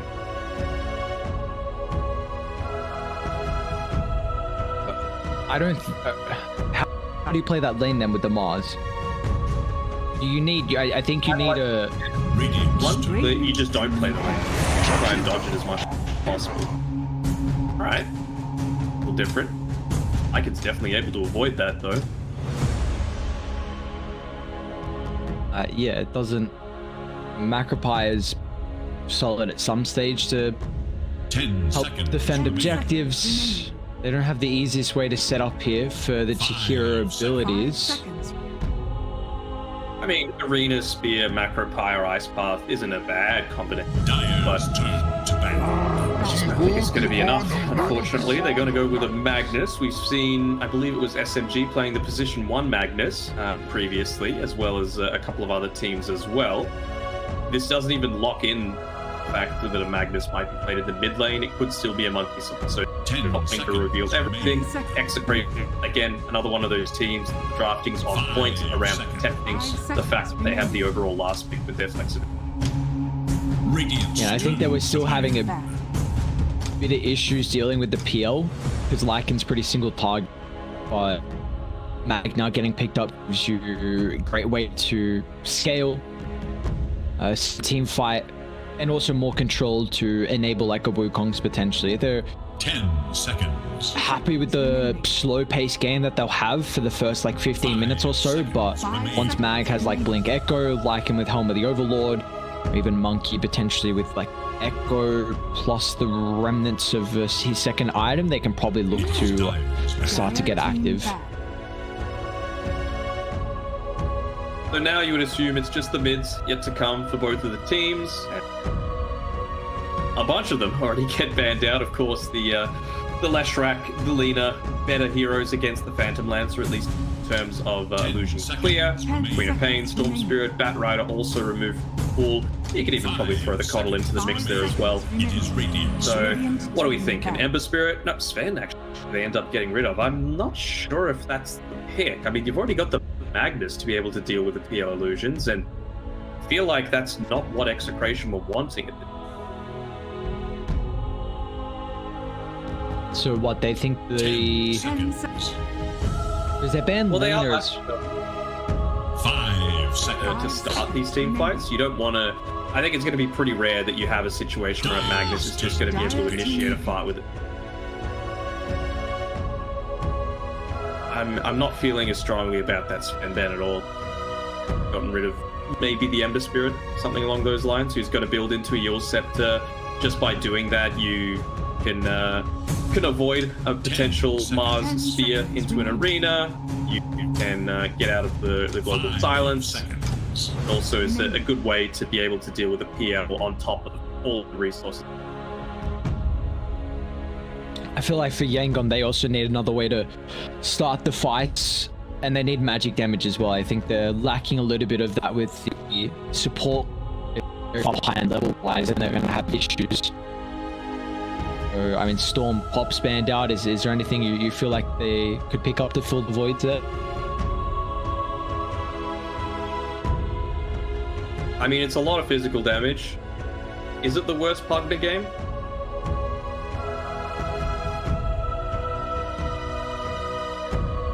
Pugna or like Wyvern, but if you're playing Wyvern mid, you don't want to go Cold Embrace. That great. Radiant's turn to pick. I think you need a playmaker. Admiral. It's okay. Well, they still aren't 100% of what their mid matchup is, it looks like. So Conqueror doesn't have too many bad matchups.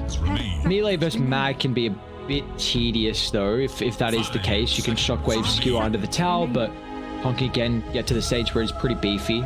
Gives you some teamfight prowess, some AoE follow up in the Mars arena. You like Viper for the laning stage, and then just bully the Conquer out of lane entirely, make Mars feel pretty damn useless, and then just make sure you're not the first one into the team fight so the PL doesn't overwhelm you. What's a Mag 4?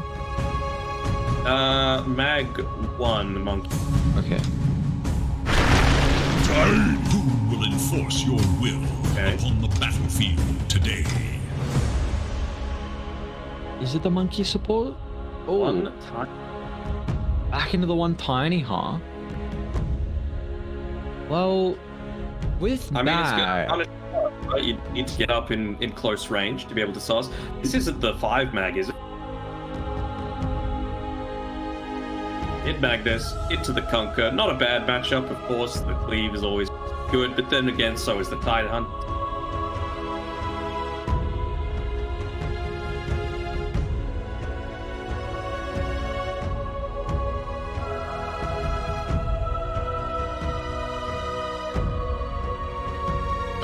Not going to be the case this time around.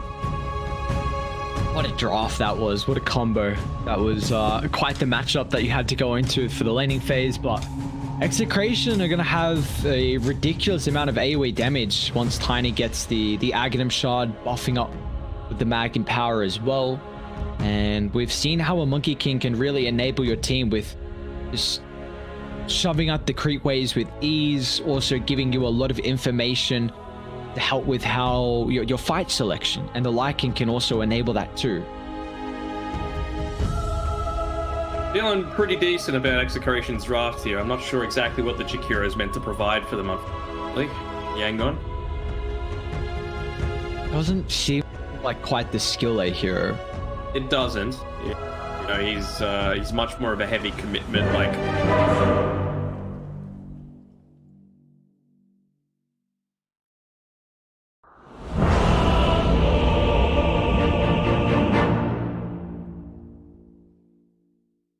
few heroes in them, even just the silencer, right? Like, it's going to be decent for bullying in the laning stage, but unless you're scaling, which... You almost had Prepare that. yourselves for the main event. The silence deepens. Calm yourselves. Step live. I feel better.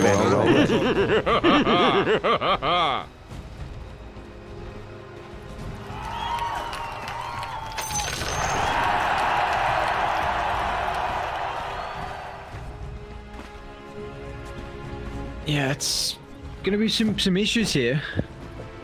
Do you feel like it's... Your admiral is on board. How favorable would you say the draft is to Execration? Are you even going that far? Do you feel like Yangon have got the edge? I feel like they have so much that's not so much, but they've got enough that's going to be able to answer this PL. Step lively. I don't think he's Your going to admiral is get on back to board. late. One we've seen twice now. Is Tiny be able to deal with illusion heroes with really good effectiveness?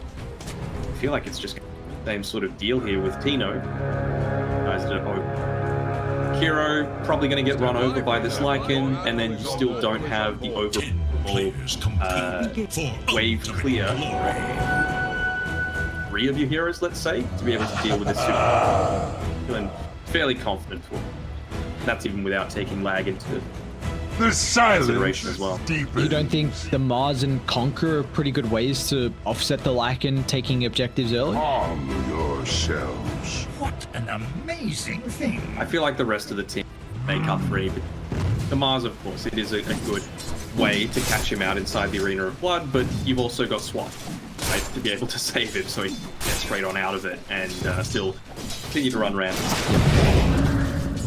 Already seeing some of the skewer effect. Unfortunately, it's with young PH's positioning, it's not going to be too much damage, but this is always something you have to keep in mind with the melee matchup. And it could get a little bit more Your admiral is difficult on here board. for young PH.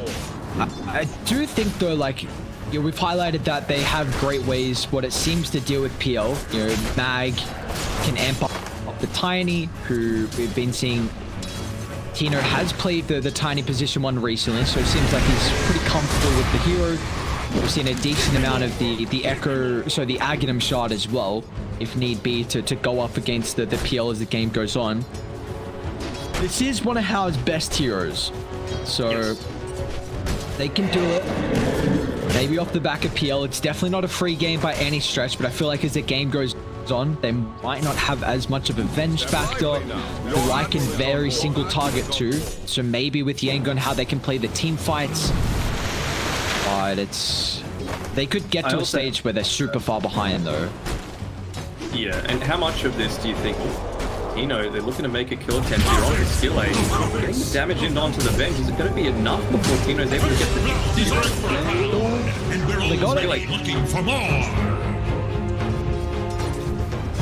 Experience going to Tino though. He's not hating it either. How much of this draft, with How being given the PL, do you think is directly related to how game 1 went, right? They gave How a hero that, it might have fit in well reasonably with the draft, the Bloodseeker. It's not like one of his heroes and then he's like, guys, just let me try and hyper carry this game with my power. But I think the first phase enabled that though.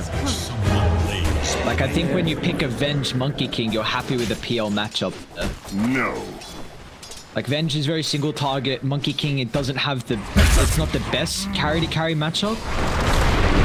So he probably feels like he definitely would feel comfortable with how he can play this hero at such a high level. What's going on mid? Yeah, young PH got skewered under the tower, so he had to walk around to the side. X mark TP back to base, and in the meantime, he's lost about 4 creeps under the tower. Your admiral is on board. The rain treats us. Level 1, but Tino feels like that's enough, and it seems like it is without a doubt. So we're questioning on how the Mars would be able to play versus the Monkey King, but it looks like still the Tiny matchup is not faring too well early. Definitely not, even though Mars having that slight attack range advantage. Tiny's going to win out every day with a tree grab. And again, he's going for more than likely the early blink build, which I find interesting. Maybe you don't need 4 points in the tree grab because you can play around with the Magnus. Yeah, I don't hate that. Just want to be able to... Again, this is an early game-ish oriented. You don't want the PL to get huge. You have a Lycan, so you want to have that enabled for your I don't need to try and escape here with the use of his magic wand, but with BDZ rotating in, then And now Zorane's in trouble too. They can just overwhelming with their number of heroes and all of their stuns. They have the avalanches available. Well, Marzo's going to stack up to his second death of the game, and the kill is a double for Tino. So he's got 4 very early kills, and his bottom lane is already disastrous. Yeah, and you can just see even Raging Potato's response. He's like, all right, well, I'm not going to run into this PL silencer lane. I'm just going to go ahead, cut the wave, bring it back, and feel pretty damn safe next to my 2 tower. Bounty. Lively now. Your admiral is on board.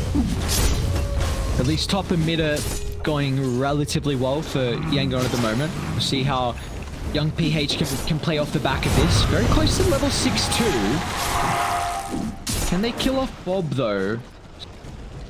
They're not even going to make an attempt. Step lively now. Your admiral is on board. Okay, so what does Hao need? It's not a hood game, so he can be content with going Diffusal Yasha. More than likely, Manta's required. I don't know if he can man-fight Execration, so he might be forced to go early Agshard. Young PH is forced to drop the boat very defensively. That was an RP also traded, so multiple ultimates here. Can't gap close, however. Didn't land the Primal Spring, so it doesn't have the slow duration to be able to pick up the kill afterwards. But again, I think you're fairly happy with using the Ghost Shift, or ineffective use of the Ghost Shift.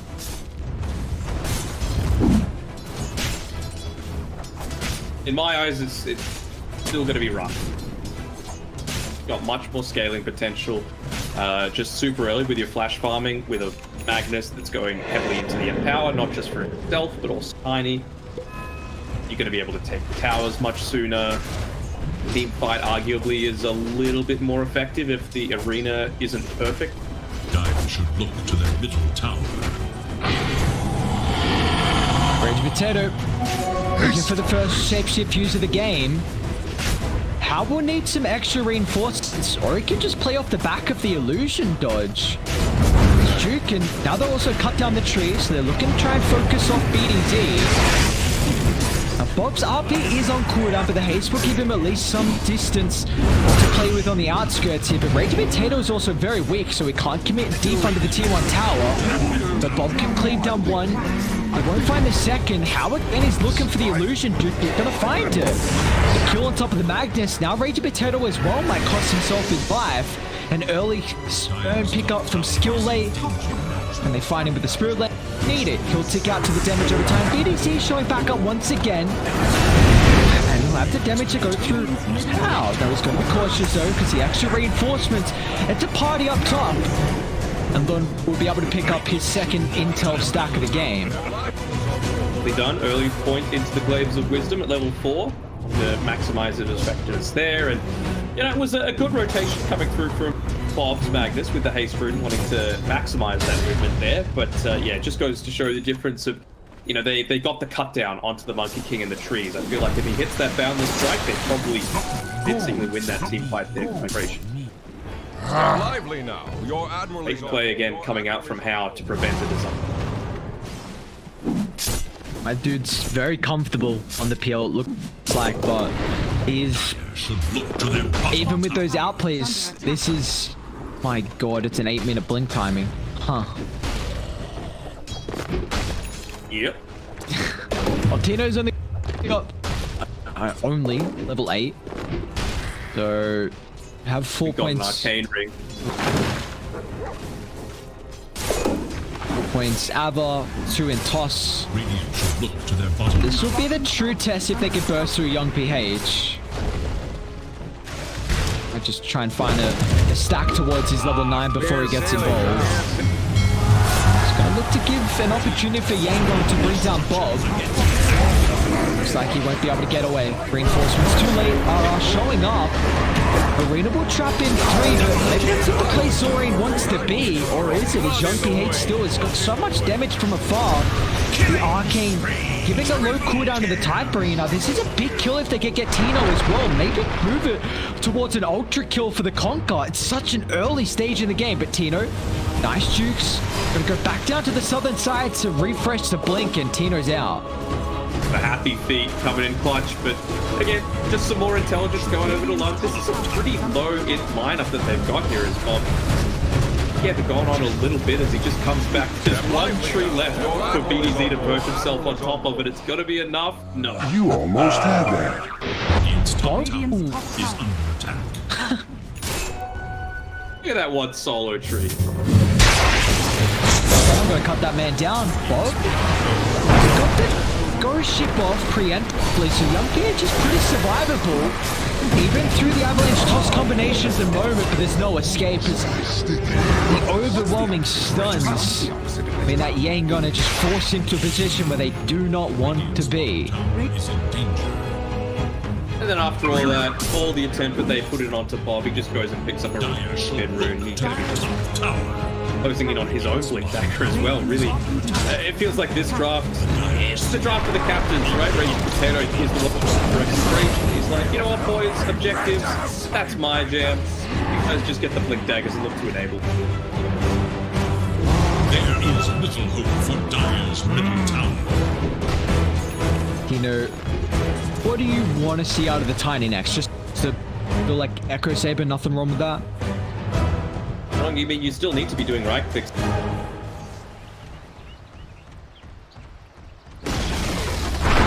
option to go the Ogre Axe and kind of keep it up for consideration. I would be cool with that too, just for an early BKB against the Amaz Arena. Can be pretty effective as well.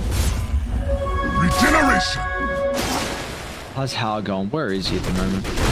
By top, what's he got? Alright. Too bad. Like you were saying, Radiant, they're very low mana as well. So if you can get the illusions burning at quite a rapid rate. If it does get to late, Lun with his scaling on the last word is going to be very nice. Damaging out on the bottom lane. Skillly evaporates. They're actually still feeling like they can stick around, but they're going to be cautious. The Global Silence laid down. Will at least give them some assistance to retreat to safety. They need the extra reinforcements. Even Hal's looking to show up as well with a great touchback into the Wukong's Tino. He's showing up huge on the position 1 Tiny. So something that we might see coming to fruition a little bit more through the playoffs here with how well he's been performing. Fortunately. Late available. Merge it onto him, are they? Under the smoke.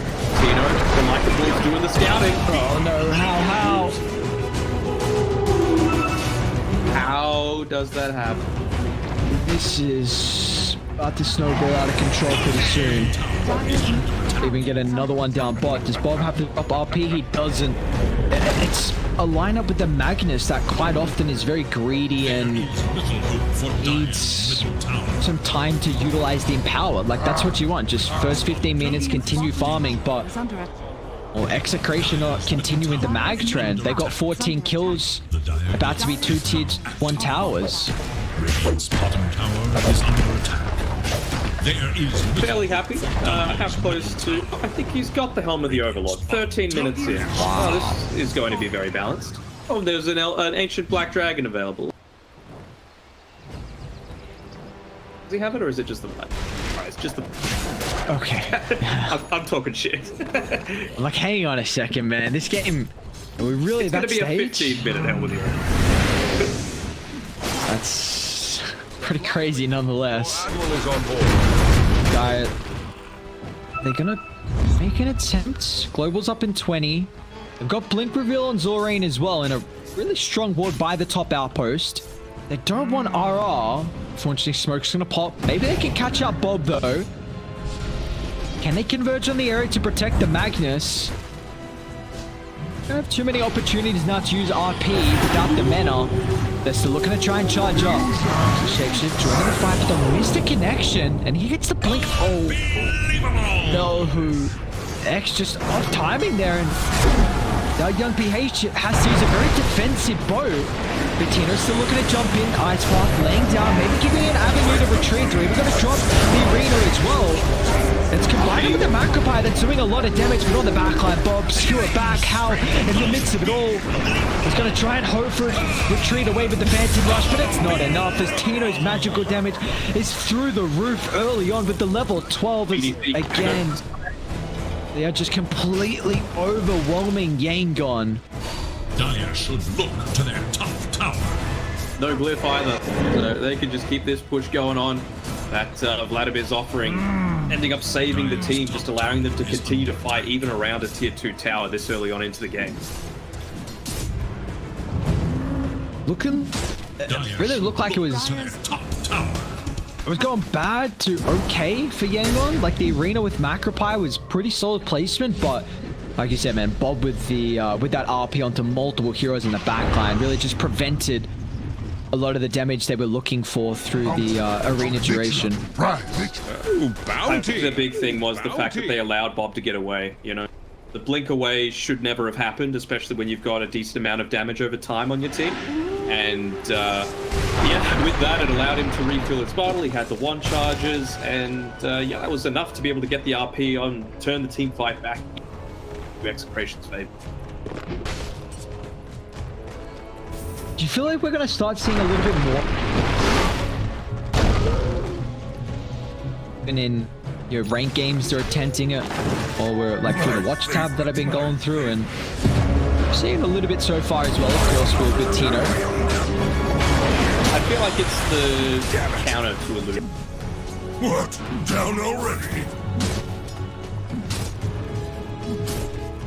Zorain, considering the rough start to the game that he's had, I'm sure he's going to be very welcome about it. Any little injection of gold you can pick up here for the Mars. Oh, global silence. Yeah. It's a big ulti. Do they just walk in Roche? What level of Wave of Terror? They've got level 3. Might just enable a fight. Feeling like they're strong enough to take on Bob, but beautiful placement from RR and the rest of Execration. They're waiting the wings to look to connect. Here's the Helm of the Overlord. Raging Potato, he wants the incredible reveal of it. Silencer once again, absolute food for the liking. They won't have a way to close onto anyone else, but I believe that's Roche. Just one hero is enough. You know that Global Silence was popped previously. You know the Arena of Blood isn't going to be available for the next 20. This is where we start to feel the real impact, of course. He's not even yet level 12, but still retaining that 90-second cooldown means that with their relatively low cooldown abilities to be able to just continue to push forward and forward and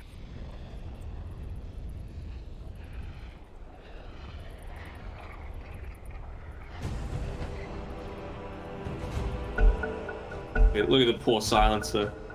Forced to go into a first item Ghost Scepter to try and survive against all of this physical damage, and I understand why. The decent start to the game for Lund with that stolen intelligence, but just BDC. Probably not the hierarchy he wants to die on, but Rukon's is okay with just sticking nearby. Yeah, like you said, space created. You wouldn't want to spear him off and allow him to get down, would you? Well, you wouldn't want to spear him off. He should still die to the curse. Roshi's about to fall. Zorain making the attempt to snag it. The rest of Yangon coming over. They've lost 2 heroes on Execration. Are they going to give this up? Who's going to snag the Aegis? Bob will just claim it, but they've still lost 3. Maybe this is the fight they're looking for from Yangon to bring them back into this second game as Tino is about to fall as well. They're trying to root back in, and well, Bob's going to make it a hell of a play to somehow get out of dodge. Kill a couple of heroes before he falls into the grave. Nice play with the Phantom Rush as Hal gets out to safety, and they also dethrone the Magnus. Invisibility. Yeah, a little bit of mistakes skewering back all of your heroes. Not quite enough able to take out the Mars. He has 2 fall. Just surviving long enough to get off that Arena of Blood combo and feel Like, he did a ton of damage in that team. Even without the macro fire, just constantly. He's full heroes and so, you know, pretty effective execution lineup. So bring in the worth. Giving them. Bring them now 66%. Yangon's favor after all of that. Wow. Okay, well, it's a big experience and network wise too. Zorian's offering the Vanguard as items. Like there is a immense amount of physical damage that they need to do. Could even just be a Crimson Snipe. Extra support. Yep. That's the name of the game. Oh, physical right now on 4 throws. Dire's top tower is under attack. The bench for the armor reduction, right? A pseudo 4.5. I wonder how execution is still. It's super tough to take this objective. I don't believe they're worried about losing that last fight. Maybe just a bit of a mistake on the How are they close to any items? A bit away from Tino or Echo. Just a bit concerned about the execution, is that okay? Yes. Especially in the last fight. Look up. Very convincing. Did you have an X? Right now. What's an X? What's wrong with X words? Big up. See that? Mine will do it.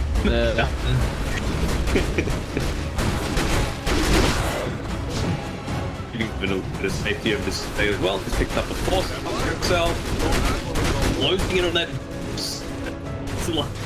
So he survive at least for 4 seconds. These fights, provided he's just have a combo death or the target of an RP. I was gonna say maybe just accelerating when Tino jumped in. But they've Sanjin Yasha on PL, so to take himself up the resistance straight too. He's also level 15. Uh-oh, young PH. It's on cooldown. Have to go for a global silence to the TP out. Just fast enough. Will not be successful. Skill A will, however. So Yangon, it's a big ultimate use, but at least you will keep the Conqueror alive. We'll see what rating can get out of it. Now, normal on a PL, I would agree. This -2 second Spirit Lance cooldown, very important. Pass up 16% evasion against this lineup seems like a pretty big decision. Oh! Mountains which my matriarch would prize. It's... They smoked up? They are, okay. Tina's gonna reveal mid. They won't jump at the moment. Killing the heroes on Radiant so hard. Like, Tina's got 2700 health. Mag's 2200. Monkey somehow almost has a BKB. Very cool position 4. Raging Potato as well is relatively survivable with 21 HP regen. So... I just want to get to this point where we see an Aghanim Scepter on Raging Potato, to be honest. Agnes? Even the tiny. I wonder how... Huh. Okay, so you go Ags and then Refresher. So you bite the tiny... Doesn't work? No, there's 3 wolves.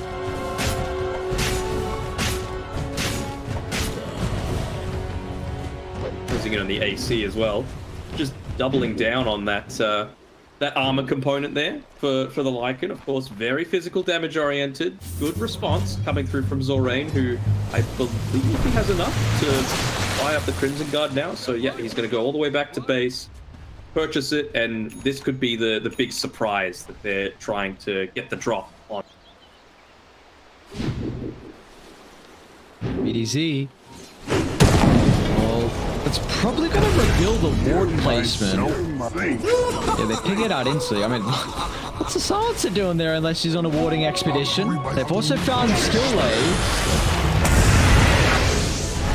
giving over a couple freebies once again to Execration. But, I mean, it's maybe the name of the game. You're making some space for Hal. They found Raging Potato top, so he might be forced to pop Shapeshift here, but in fact, it's actually Radiant that are TPing into the outpost just in case. They pressure on for more. I wonder what the next item is for Conko. Honestly, it almost feels like a Conflict Dagger Cave. I feel like you need to really be punishing the way that BDZ is playing. He's even gone the Mage Slayer as well, by the way, which we haven't highlighted. Raging Potato. Use the Shapeshift here. Wow, beautiful play with the Illusion Dodge once again. Now with a doppel, they're going to jump in. Arena sets up for the boat. The Magnus is in trouble with the Global Silence laid down, and there's no escape for the Lycan. So Yangon pulling up a couple of solid fights here. How is... My god, he's very good on the Phantom Lance. And that Illusion bait into the doppel? Whew. Brings him up to his level 18 as well, and even just the decision to man fight, right? Realizing that I've got the boys coming, I'm farmed enough that I'm not going to be dropping down super early, closing in on that Heart of Taras timing. So could this be another game that House PL is able to pull it across the line for us? I've got a Ghost Scepter update. Step lively now. Your rival is on board. Enjoy a little bit more survivability. Let's go. You could even argue it gets to a stage if it didn't have Ghost Scepter where you're literally just sitting at tier 3 tower. I don't care. Global Suns. All I need. Who cares other abilities? Be global. Be good. Might look to go into the, like, how greedy do you get now? The Silencer? Pay for the E-Blade, you know? Get that disarm onto someone else. That's the answer. No, I'm trying to think of... I don't think that's the case either. I'm wondering if he thinks of Force.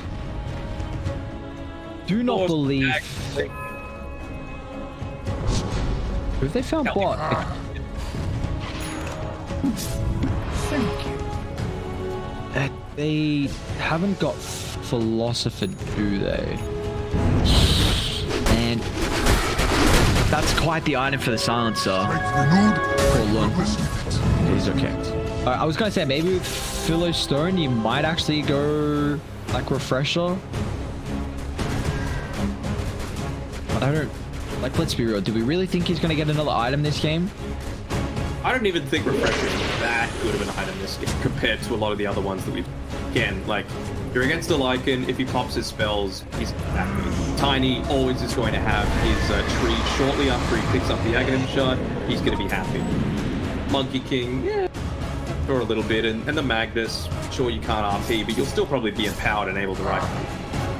This is pretty big timing, Radiant. They've got BKBs on 3 heroes. Lycan's even able to see him out as well, so Bob, great target. They'll lay down the Global Silence at not enough to keep Zorain alive, but he does have a buyback. So they push past the T2 tower. He's probably going to be forced to pop it, but man, Rage Potato. Oh, there's no Ghost Scepter on the Jakiro. He might have to use his. Wonder if he queues it up.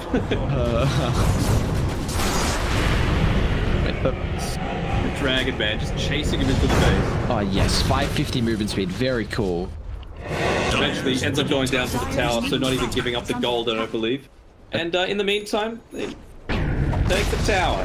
Dire's middle tower has fallen. Did they gear over the gold for the heart? So how has this completed? I wonder if he thinks about Aethelon's next to pair with his Aghanim Shard that he already has, or if you feel like he needs a bit more damage or survivability. Okay, so Scott is the item. It's not bad, especially considering there's the Helm of the Overlord there, so a lot of the lifesteal coming from the Vlad's component.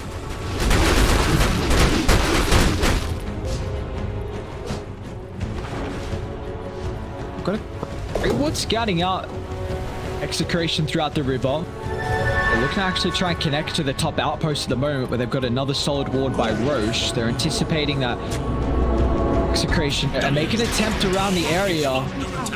Don't want to give them any to find this early Roche. The target. RP not used to the last second. Is the hard health going to be enough to keep him alive? Force life health. Somehow back to safety, but they got the clean. Tino, one smack of the tree. Kill off the PL, and instantly you see Yangon having to reset the position, but Lun will not be given the opportunity to get back to safety. That might just lead straight to the higher ground. Meanwhile, through the river, skill lay as well. Will add to the fourth death of the fight. Man, execration. What a start, though. Just the RP. This time we saw how wasn't able to outplay the fight. The skill lay gonna die here. As long as BDZ holds boundless, then there's no way he gets out.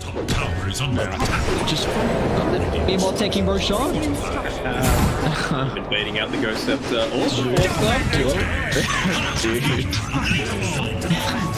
Box died down but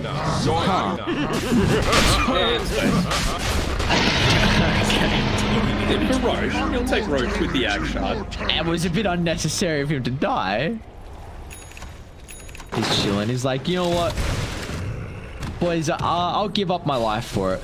I'll make sure we get it. What do you call it? Is this like... Did Tino have it before that fight? I thought he had it.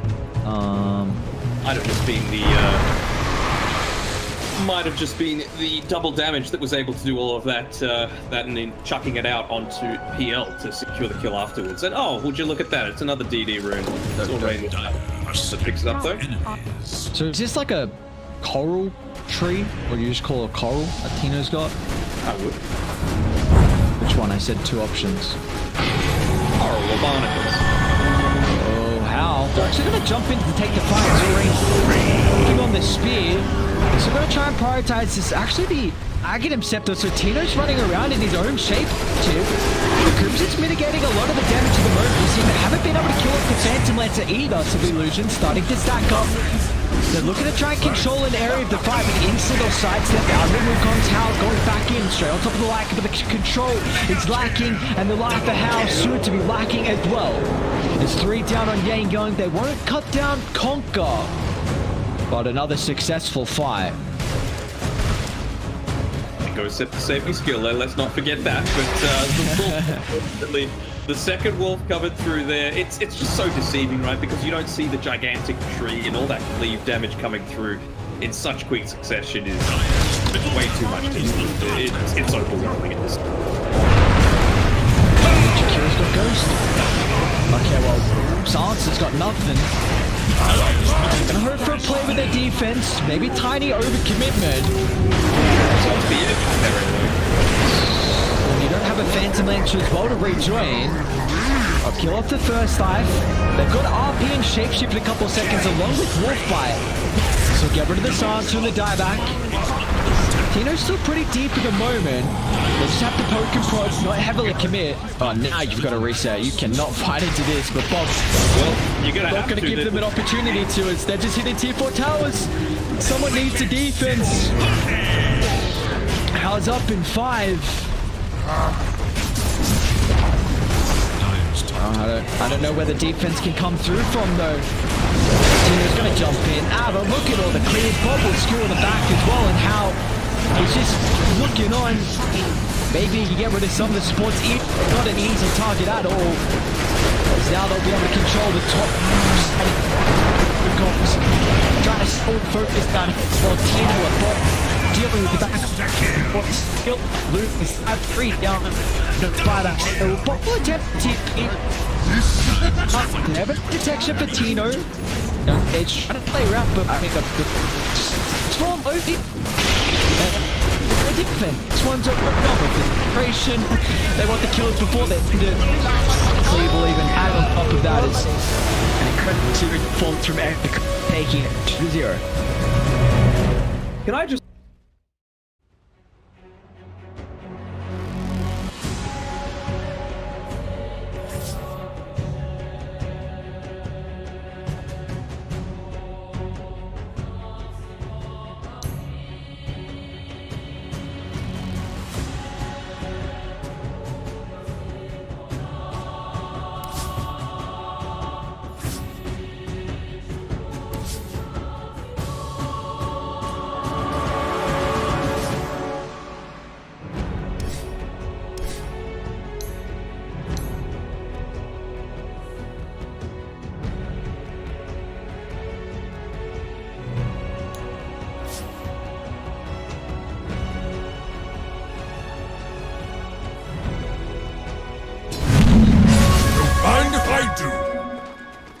Radiant's bottom tower is under attack.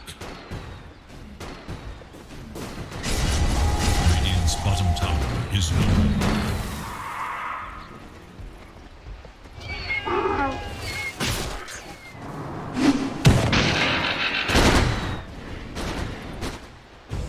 Where's my pension?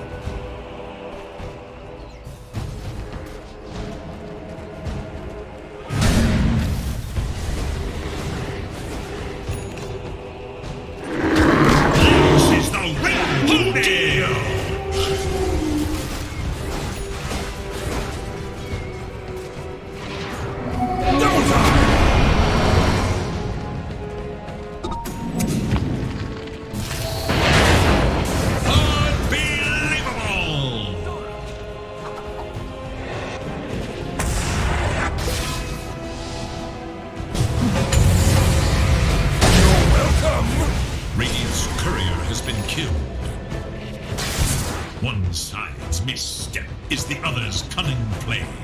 Radiant's top tower is under attack.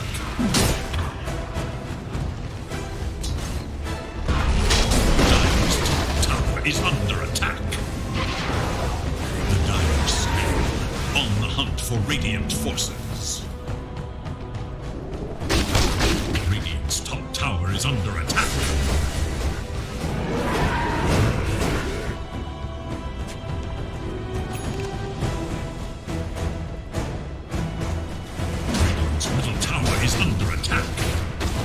Monster kill! Unbelievable!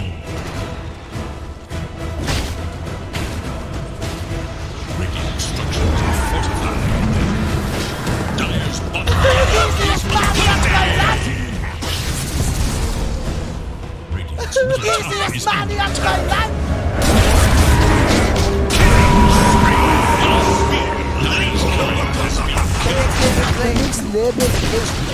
is Radiant's middle tower is no more. Dire's bottom tower is under attack.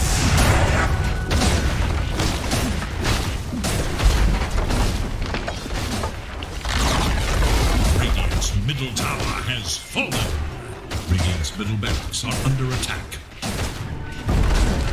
Radiant's middle barracks has fallen. Radiant's middle barracks has fallen. Dire carved a path to the Radiant Ancient.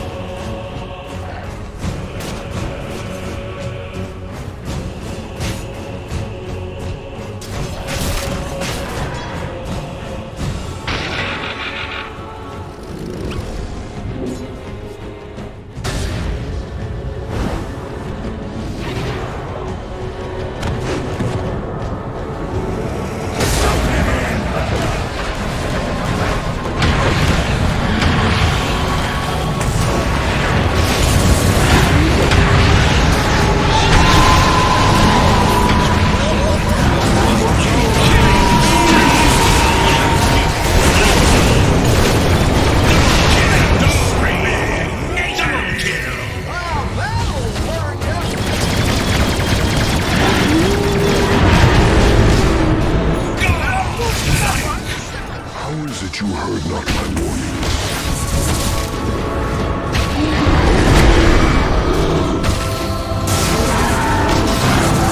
Mega kill! Top tower is under attack.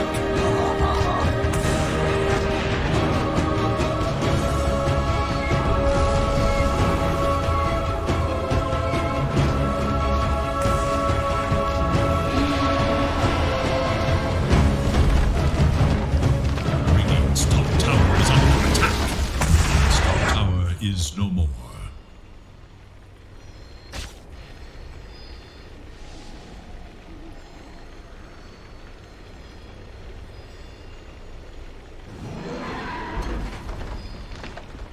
Radiant's top tower is under attack. Radiant's top tower is no more.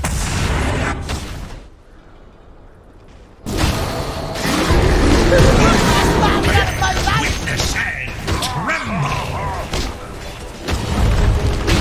Radiant's top barracks is full. Radiant's top barracks are under attack.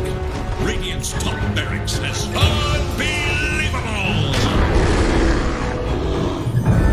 Time to to work.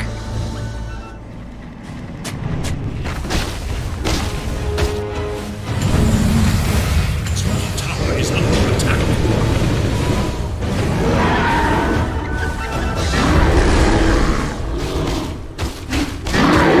I don't know what we're saying!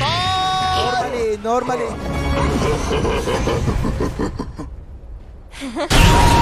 Unbelievable!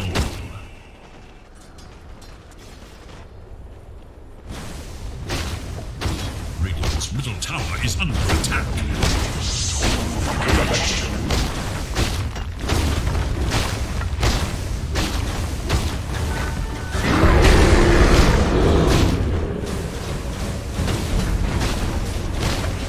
Radiant's bottom tower is under attack. Bottom tower has fallen.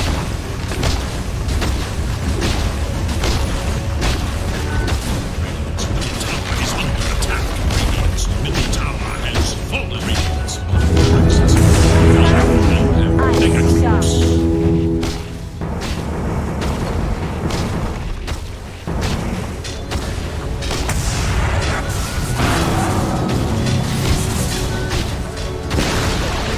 Radiant's middle tower has fallen. Radiant's ancient is under attack.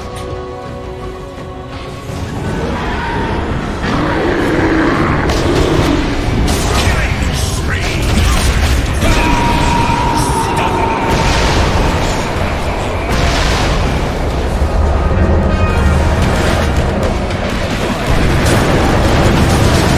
Wicked dominator! Double kill! Must fight to protect their ancient. Chance. Double victory! Normally.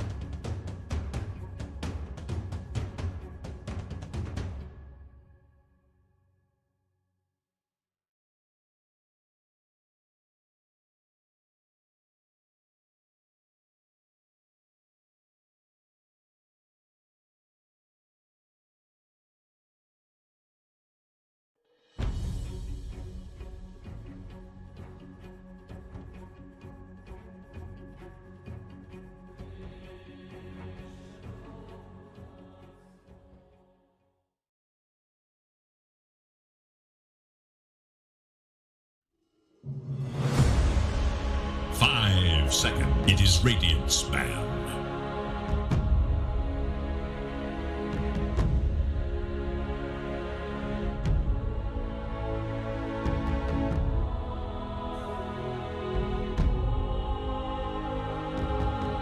Dire's turn to ban.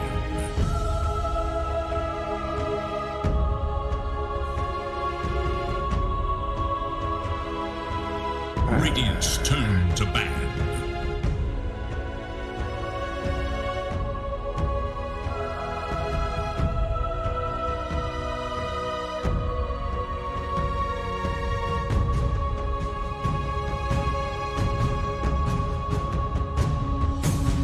Seconds remain.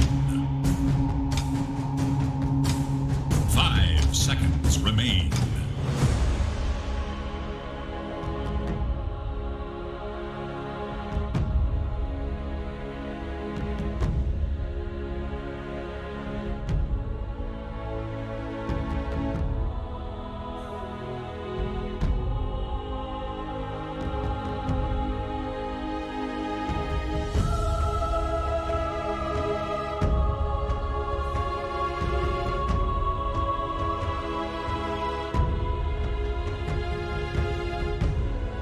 Solid performances as well in recent times, particularly Rose Mine. They're the ones that are, I think, overperforming a lot of my expectations for them. And it is Dire's we keep in mind that Sand King.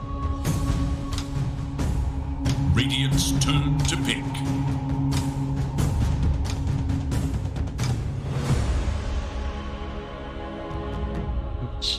But they've left Chidori's Klingsin, so this is the first. Dire must choose. Face the light. Right, just first pick it. They're like, oh, what's that? You know how to counter it? All right, well, let's see if you do. I'm down for Dawnbreaker 1. Were they expecting this? Now, Dreammaker did use a lot of their reserve time, at least for the first pick, but Polaris expecting a Dawnbreaker opener. They've got now a capability to go with whatever they want. Pango could be the option, but there's a good answer. You were highlighting that the silencer was some of the bigger issues with the Dawnbreaker, and we saw when it was played in the earlier series, it didn't have to go up against it, but unfortunately they still weren't able to perform for Yengon. I don't know how the interaction works if Dawnbreaker has the Aghanim Scepter, though, because the channel is only 1 second, can't interrupt that. I'm assuming it would just mean that Dawnbreaker stays in the air for the full duration of the ultimate, so when you get the Ags, it's increased from 3 seconds to 6, but you can you can shorten the duration and come down at any time.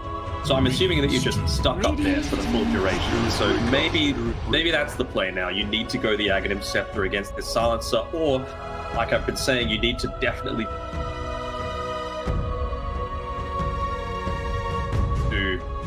get aggressive and force the global out from the silencer in a way that's not ideal for Polaris. Okay, well, Polaris have a lot of single target at the moment, so picking up a hero very early for Nevermind reveal is that they aren't going to try and attempt what Yengon did previously with putting the Dawnbreaker into the position 3.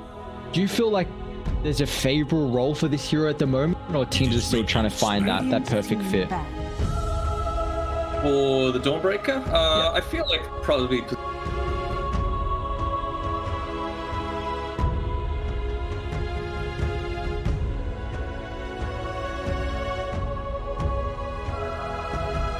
10 seconds.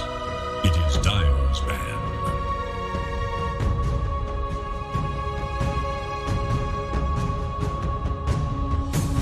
It is Radiant's ban.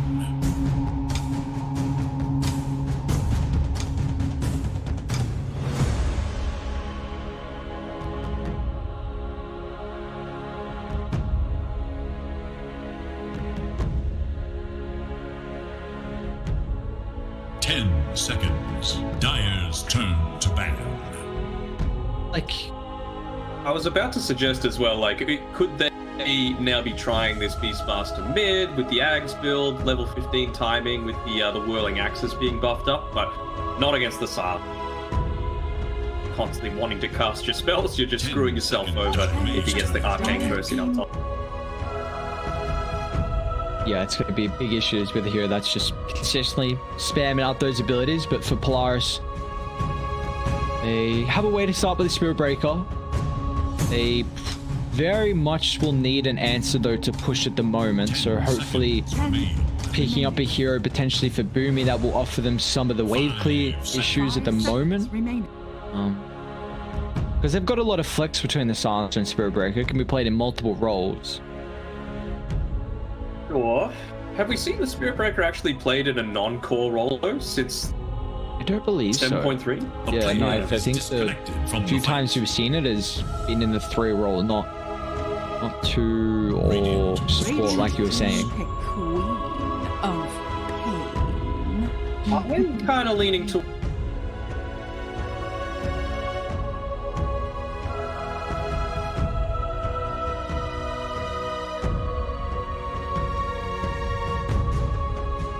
Seconds. Radiant must choose. Lena.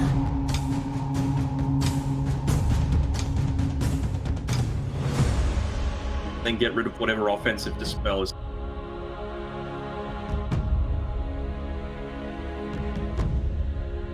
And you've already have the potential with the Spirit Breaker combination. So it gives you a lot of flexibility heading into the later stages. So are you then hoping to see them draft their Natsumi hero next? For Polaris.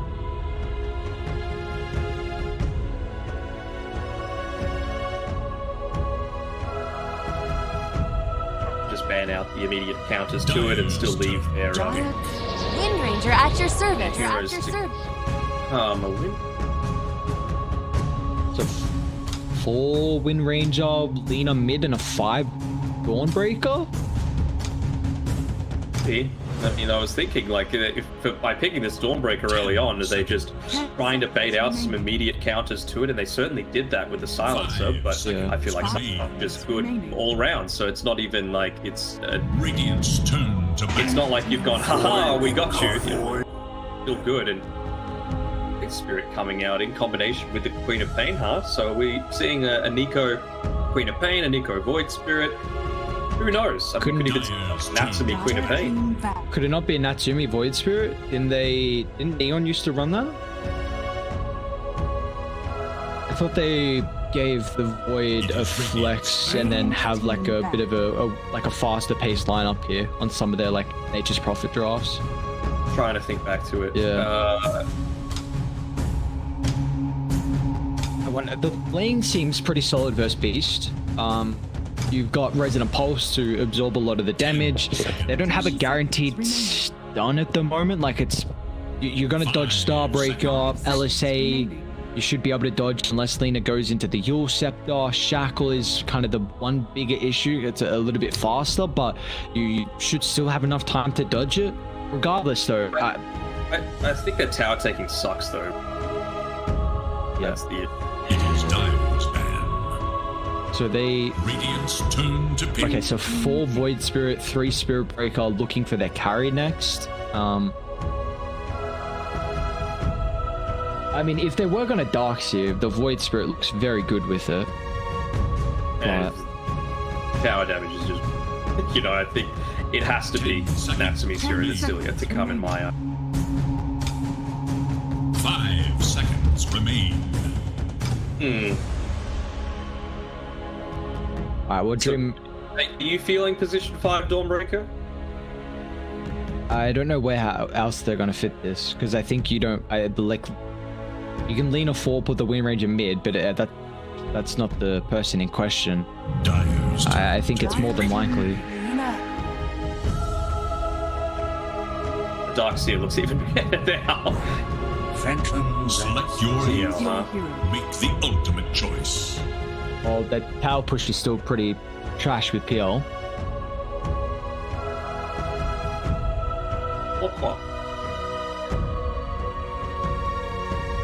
Interesting. Void Spirit's not gonna have the greatest time mid, but they do not have a great way to really lock in the Void Spirit as the game goes on. He can make a lot of plays early. Will be Nico playing on the Spirit Breakers. So how do you like this flexibility they've gone for Polaris, and I guess Dreammaker the same as well?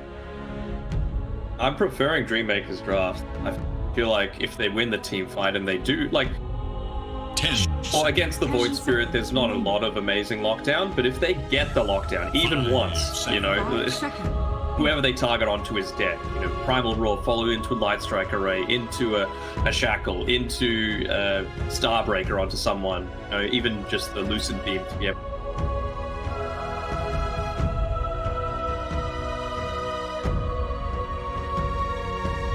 Aura, you've got the Lunar Blade.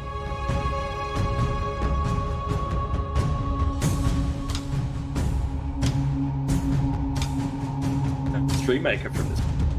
I'm a bit worried for Radiant with how they can deal with the Phantom Lancer.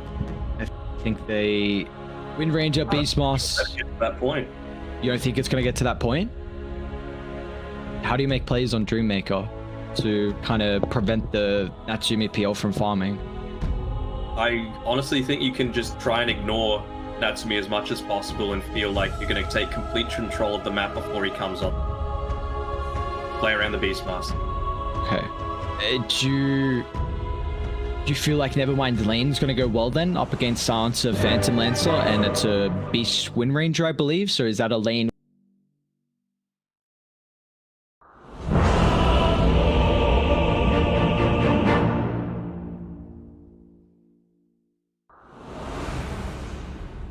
Shot, especially once the Beastmaster's level 3 and you've got those, you know, at the stage where you've got 2 boars out, your slow doubles, the damage is increased significantly, and Silencer just going to be a dead man walking. Next level play.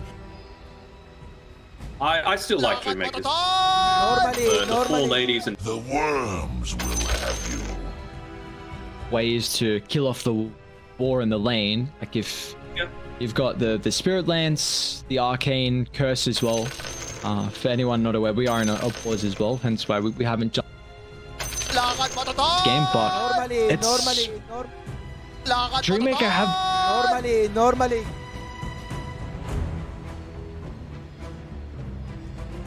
Lakad mo to! Normally. Lakad mo to! Lakad mo to! Lakad mo to! Lakad mo to! Normally. Worse. Oh, wait, I couldn't.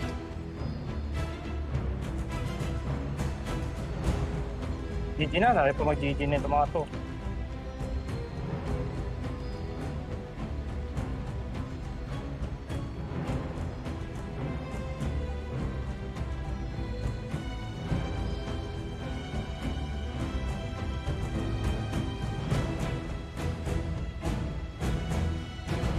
we've got some K-pop banter happening in the old chat right now.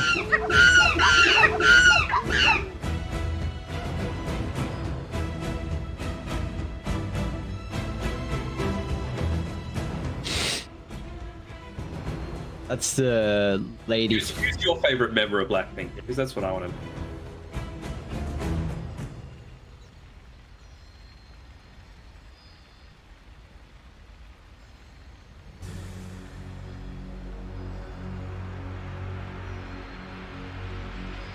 I don't even know why that came to mind. I was just reaching. Didn't even think. Didn't even know. You could have just taken one of the names that they'd already said in chat and just tried to play it off, but no, you just went out of left field entirely. Oh, what do you mean? Jenny's kind of cool. Huh? Jenny, you know, she's alright. You know, the reddish hair tinge. I want to play you in poker at some point. She's got a. Your face is horrible. I like poker. I'm kind of decent in poker.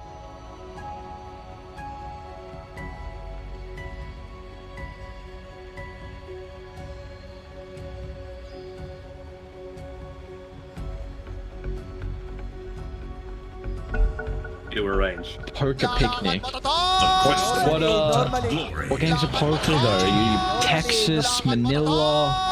The silence deepens. Yeah, Texas Hold'em. Miller, I'm more of a fan of Luzon. Luzon. GG na, dahil po mag-GG na ito mga to. GG na, dahil po mag-GG na And ito mga to. Luzon is an area in the... Okay. You're trolling me. You're pulling my leg. Okay. The C Dota cast, you know, you gotta throw in a little bit of stuff for the Pinoy fans. I threw in Manila. Manila's also just like a type of folder, so you know it's nothing special. Well, it's special enough for them, alright? They think it's special. If they appreciated me throwing it out there, and then you just throw it back in my face. You're like, not good enough. Okay, fine. Wow. I'll take your money in poker. First, now we're on to the Filipino side. It's kind of fitting, you know, it's Malaysia versus the Philippines with a bit of Laotian flair in there with Nevermind for Dreammaker. So we'll see who comes on top. A little bit of country pride coming through here, which is very important. If you haven't seen it already, the 2022 Asian Games in Hangzhou is going to have esports there as a medal sport, and Dota 2 is one of those sports there. So I'm keen to see, you know, what sort of teams we might look to form up in the next year or so. Who will emerge victorious? Exciting to see who picks up the medal, and along in this game as well. So Boomy's got Blink level 1. So you can see Queen of Pain's impact through the first couple of waves is going to be very minimal. It's interesting that Dreammaker as well. Did you see the Clinks was banned out second phase? I don't remember. I just I saw it. Yeah, I think I saw it. that's interesting because whenever it's been available, they've first picked it. I know the hero did get nerfed a decent amount, but we have seen it once since then, but not a lot. Wonder if there are some of the future teams that might look to take advantage of that, you know, saying, hey, look at this game, it was available and they didn't end up picking it for themselves. It does seem like Chidori likes his ranged farm-intensive heroes. The Gyro has come to mind. Now you've picked up the Luna as well. Keep going, Boomy. Let me get this fat-ass owl. Wanted to make sure he got out of the, are you looking at the careers? Dude, look how stocky this man is. Thick. Dota logos on the bottle? Dire should look to their top tower. Bro, that's a dirty bulk right there. I don't know. That's the only kind of bulk I know. Dirty bulk is where it's at. Let's be real. You're too much of foodies. You can't take away food from me. You're gonna make me eat rice and chicken and broccoli for 10 times a week. Yeah, right. I want some stringy, tasteless piece of flesh. Chippies any day. Oh, you're making me hungry. I need my... Nico's getting gone on a little bit here on the bottom side. Remember, this is not a support Spirit Breaker. This is a core. So if they're able to get this kill... Nico's been the vision for the beam. There we go. First blood. Absolutely. Alright, let's get super delirious. Let's do it. I'm all in. Are you in? What? Delirious hours. That's what. Why not? What do you mean? It's after midnight. Any kind of delirious hours is after midnight for us. This is what, hour 8 of the cast so far? Yes. Merciful light. That's good enough for me to sign the delirious. Put the medal up, put the sign. Everyone be aware. We heard Denog ripping into some, saying a lich 5-man sinister gaze is better than sex, and then also saying, I mean, that was early in. That wasn't in delirious. Yeah, so I don't know. I'm worried about what's gonna happen now. But no, loose cannon, man. Oh no, Dawnbreakers? Shit about to be loose as well, down in the deck. Me getting some revenge here from that previous death before. Meanwhile, Mac and Rose battling it out. Is Mac gonna win it? Sidesteps the Remnant. Who's got the right click? Rose. Thanks to the 3 fairy silos. Walked in. Okay, he's made a Straight out against attack. Ooh, 2 points dagger. Boomy's gonna go for it. This dude's got some big nuts. Like Rose would have gone for the tower tonight if the fortify wasn't used there as well. Oh, at least he's got a bounty. Be able to stack up the small camp and go to the water inn on the top side. Stacks. He was gone for it. I thought he was just gonna walk past. He put it off, he did. How's top line while we get the chance? Phantom Lancer CSing very well at the moment from Natsumi. 7 denies 2. Meanwhile, Nevermind getting a little bit behind the pack. He's having a better time than what his counterpart is down bottom. So again, they're going on Boomy.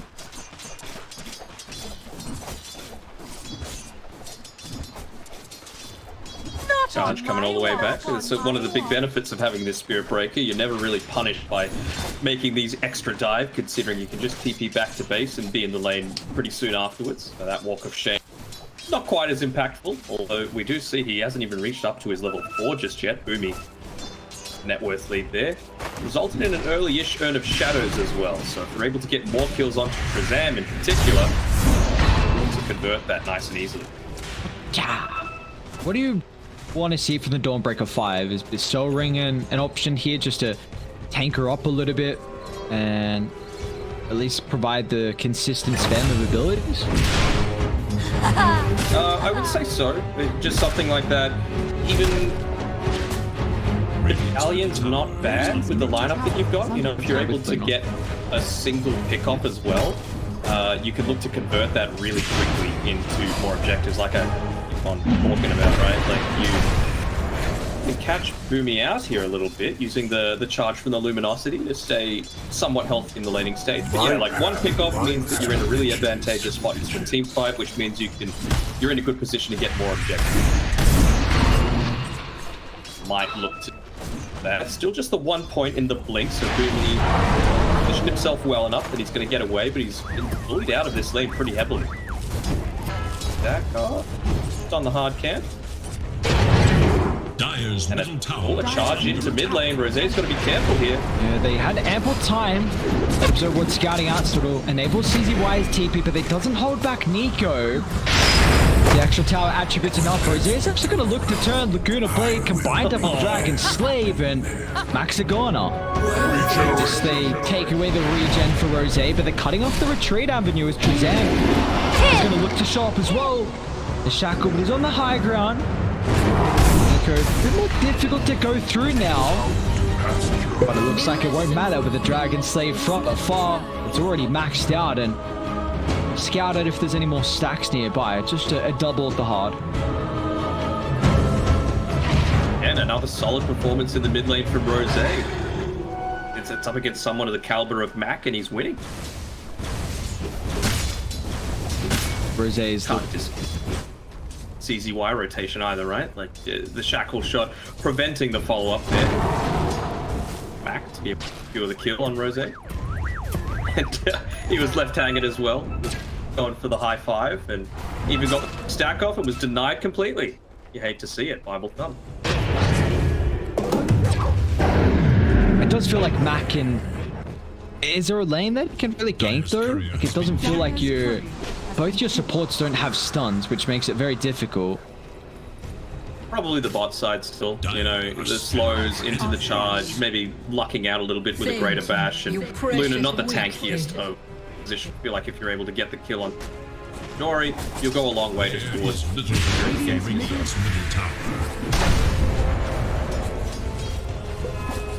See how they're playing this lane at the moment. Richard is having a free time. Simultaneously, the Phantom Lancer is getting a lot of farm up top as well, but not be able to keep up in the farm with the Luna at the early stage.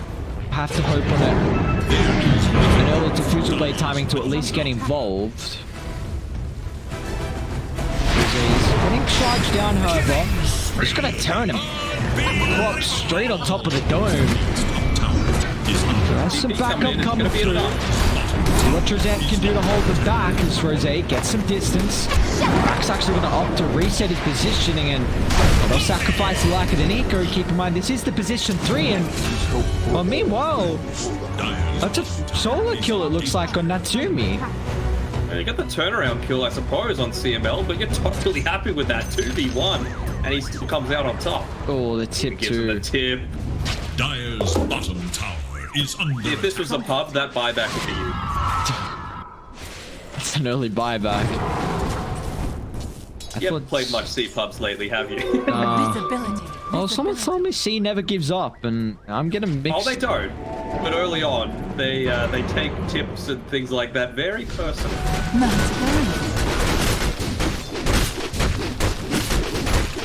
Natsumi?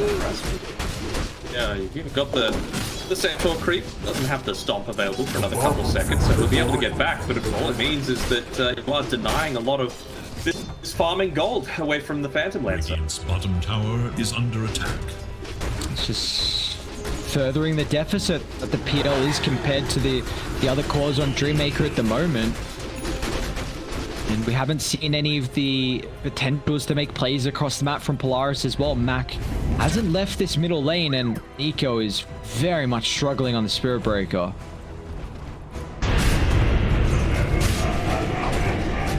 Pretty much have 3 supports at the moment in this game. Natsumi might be down once again. Was available. Beautiful chain lockdown, and they are just outplaying heroes left, right, and center for Radiant.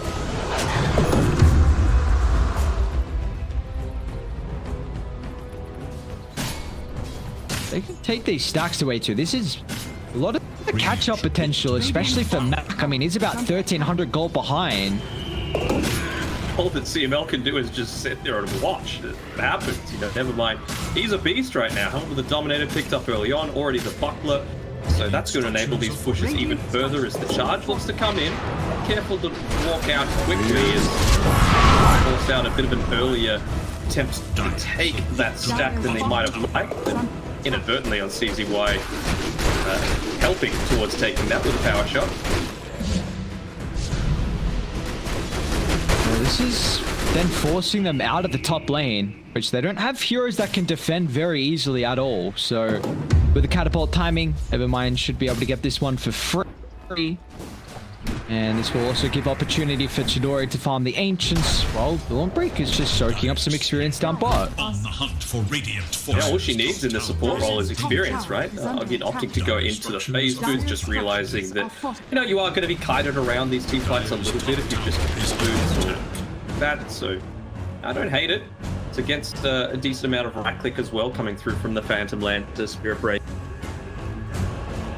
I feel like this movement should be pretty obvious. I mean, no one's farming mid, no one's showing bot.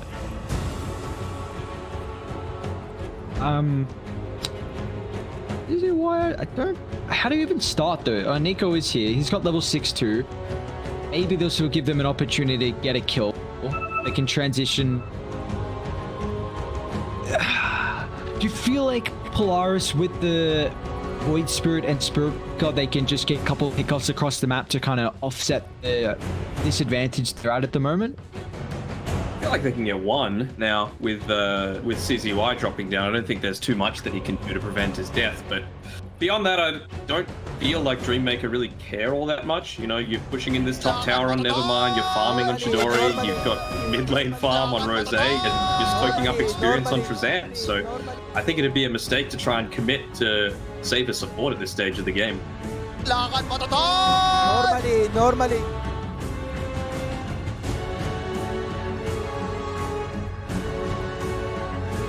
It's just, we feel they're getting out of the map though. Like Chidori's gone into, he actually even went Master Madness with the Possessed Mask, so.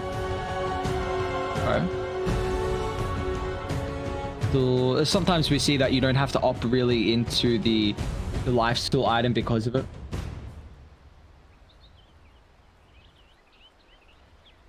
I feel like if you've got the space to farm, you may as well, right? It just leaves you so sustainable.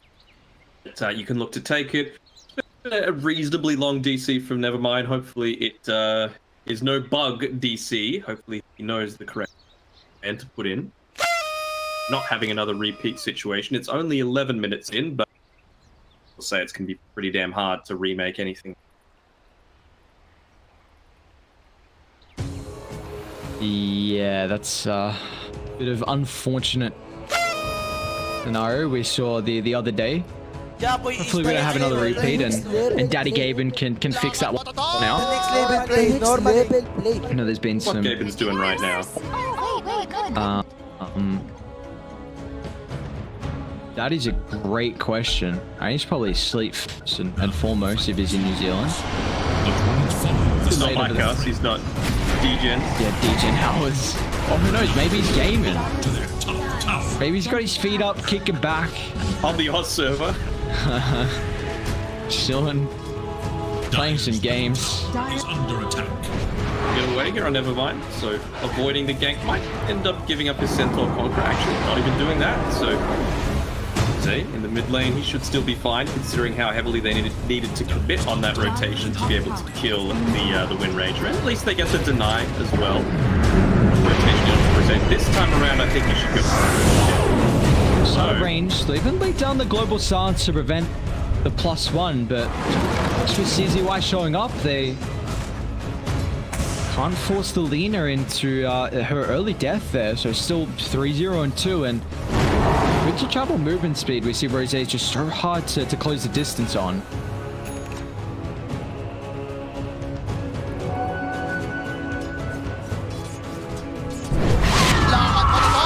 Quite the start for the boys on Radiant. I mean, he's just freely finding farm across the map on the Luna.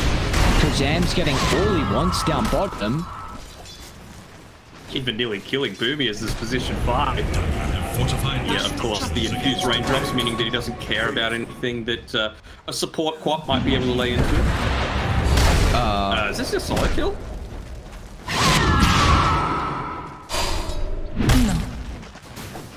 Careful about the positioning again. Yeah, with next hammer. Okay. Yeah, to say, you gotta get out of there. Another tower denied, so a little bit of extra gold not going the way of Dreammaker, but they're still very happy with how the early stages of the game have gone. Nico severely suffering, 1,600 gold behind on this Spirit Breaker relative to his counterpart in the Beast Fight. Natsumi is doing very well for farm though. I'm still a bit worried on how Dreammaker can deal with the Phantom Lancer as the game goes on, but he does not have any cores to pair with him right now. You are just going to be relying on Spirit Breaker to maybe honestly just run at the Lina through the fight and sacrifice your life. The Wind Ranger could be another... Desperate to try and get a pick off onto someone like the Luna right now and actually walked back towards the mid lane and went underneath the smoke. It'll have to be clear of mine instead. Maxes both his charges. So he has to get the kill. Nico's going to show up as well, but maybe he's just going to fit another life away here as Rose will cut down the Void Spirit and Nico also will not escape. 2 for 1. Happy to take that. Does give Natsumi space to continue farming to the bottom side of the map, but I feel like if that happens again, and not even having to use the Eclipse, let's remember on Chidori, they could look to transition this into Roche.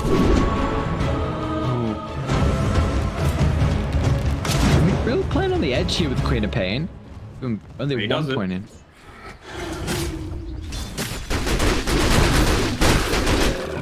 High risk, high reward. That's the Boomy way.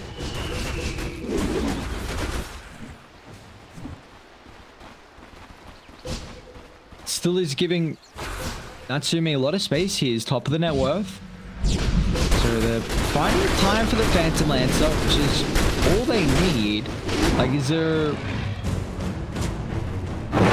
Really, you believe that Radiant don't care about the status quo? Like, at shutting down the Phantom Lancer, they're happy with just out farming and looking to hit the timing pretty shortly? I think they're totally fine with this. You know, Luna's going to farm just as much. Lena's doing a good job of pushing lanes, so your towers aren't really in too much danger. And now you've even got this siege creep wave to play around. So with the lads coming out to Nevermind now, you've got...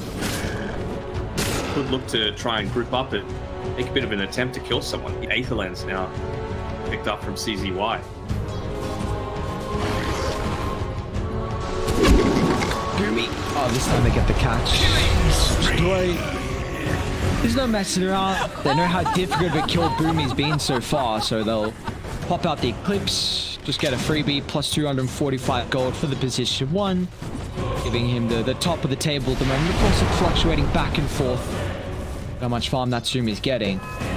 Even this Dawnbreaker pos 5 going into an Echo Saber, so being a serious threat in his own right.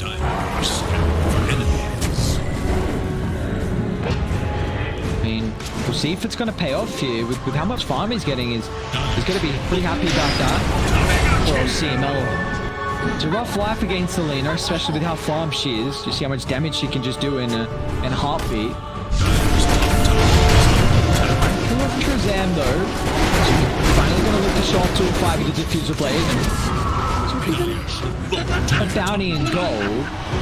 Still funneling a lot to the Phantom Lancer. Thinking about charging CZY, but that one is a little bit too ambitious. They haven't smoked though, so maybe trying to connect to top, but no one's there in the area. Shador is already back to the Ancients. Yeah, his movements have been fantastic. He's actually who I've been watching for the past minute or so. So Shadori's just been playing super aggressively, realizing that, you know, we're also going to have Dawnbreaker farming in aggressive positions. He took away the jungle camps, looked to push, I believe, the creep wave into a tower, which had 2 of his own set of creeps. So it's a lot of experience and gold going away from Polaris. Nevermind continued to farm, so now he's got his Helm of the Overlord at 17 minutes, plus Primal Roar level 2 available. So yeah, they're in a really good spot right now on Dream.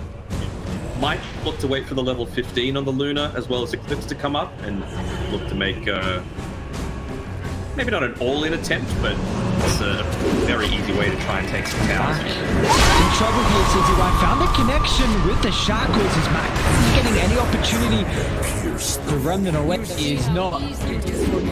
Now, Boom is the next on the agenda. A long cooldown in the blink. So Dreammaker continuing to grow their lead. It's up to 7,000. Chidori now with the Sanjin Yasha. This should be a tier 2 tower claim. They're again wait for Nevermind to find a target with the Helm of the Overlord. You got. I mean, the Ancient Thunderheart's pretty good. The attack speed would be great for the or the Luna. Either or. Even just for Thunderheart itself, right? Wait, Natsumi? Is he trying to 4v1 right now? Push Global giving some assistance. Sneaker's going to charge on forward as well. They'll obliterate the Lena without any assistance, but it's going to cost Natsumi his life along with Nico as they overstay their welcome. A heavy commitment as they lose the win condition. First death in quite some time is Truzan. Doesn't make it over the edge. Actually, we're going to go back in. It's Nevermind. Trying to backstab here. Onto the silencer just cut down from afar. The power shot to claim. I think that was one of the changes in the more recent patch. So maybe Trezam hasn't played too much Dawnbreaker recently, in that the Starbreaker now doesn't like traverse terrain. It can't get through ice shards and things like that, or off cliffs. Not actually listed in the tooltip as one of the updates, but I'm pretty sure I remember seeing that kind of update recently.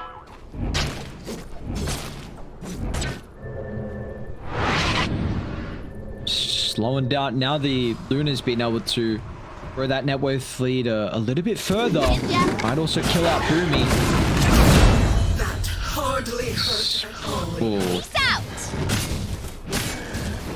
I mean, this is very disheartening, honestly, for Polaris. You're really all off the back of an timing on Mac and Natsumi maybe hitting hard around the same stage, but Dreammaker can take Roshan, I feel like, in the next minute or so.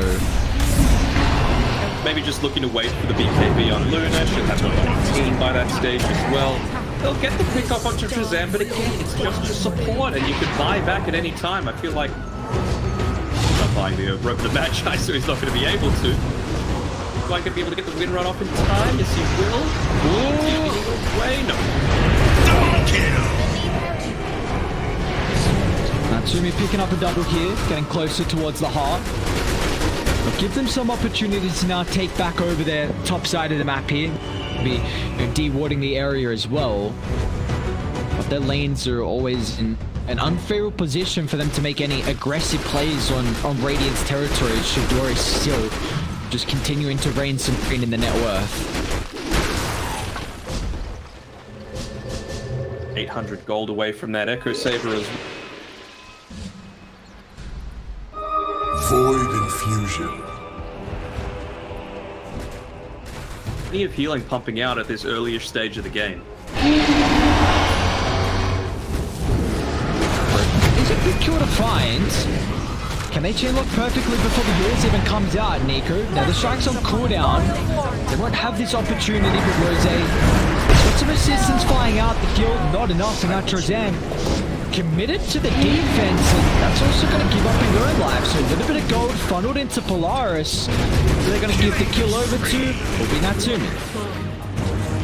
It's like that was a little bit delayed. You know, he was in position to want to do it. I guess he thought he might have been able to connect through just by running, but late on that solo impact out of it, and costing him 2 kills. It's still a 7k net worth lead. Continuing to farm on Chidori as the top lane start pushing a little bit, but Mac is he's been farming up as well, so only 400 or so gold away from picking up his Aghanim Scepter. That's going to be the key timing that Polaris are going to be looking to play around. Reaver on the PL, so much tankier. Next couple of team fights. They're going to try and wait. Oh man, that KO Force pushback. Luna's in trouble though, pre-BKB. Overstance doesn't offer them much of an offensive potential. Like just giving Polaris an opportunity to reset their positioning. The CML, however, will be caught out before the stairs. They've got nothing left to fight right now. Sonic Wave used.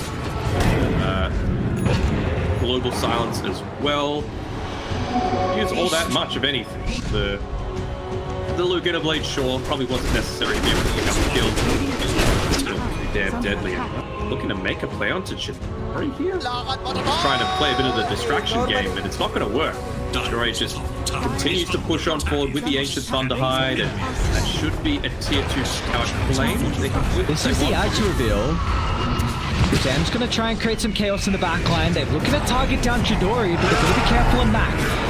The dive bomb forward, now with the raw forward. They're holding back Chidori, so the damage is not lacking though. So they're able to follow him burst through the Void Spirit, but now it's the Natsumi show for Polaris. They need him to come in huge for the team fight, but they've got big issues with that Gale Force locking the retreat right on the outskirts of the tier 2 tower.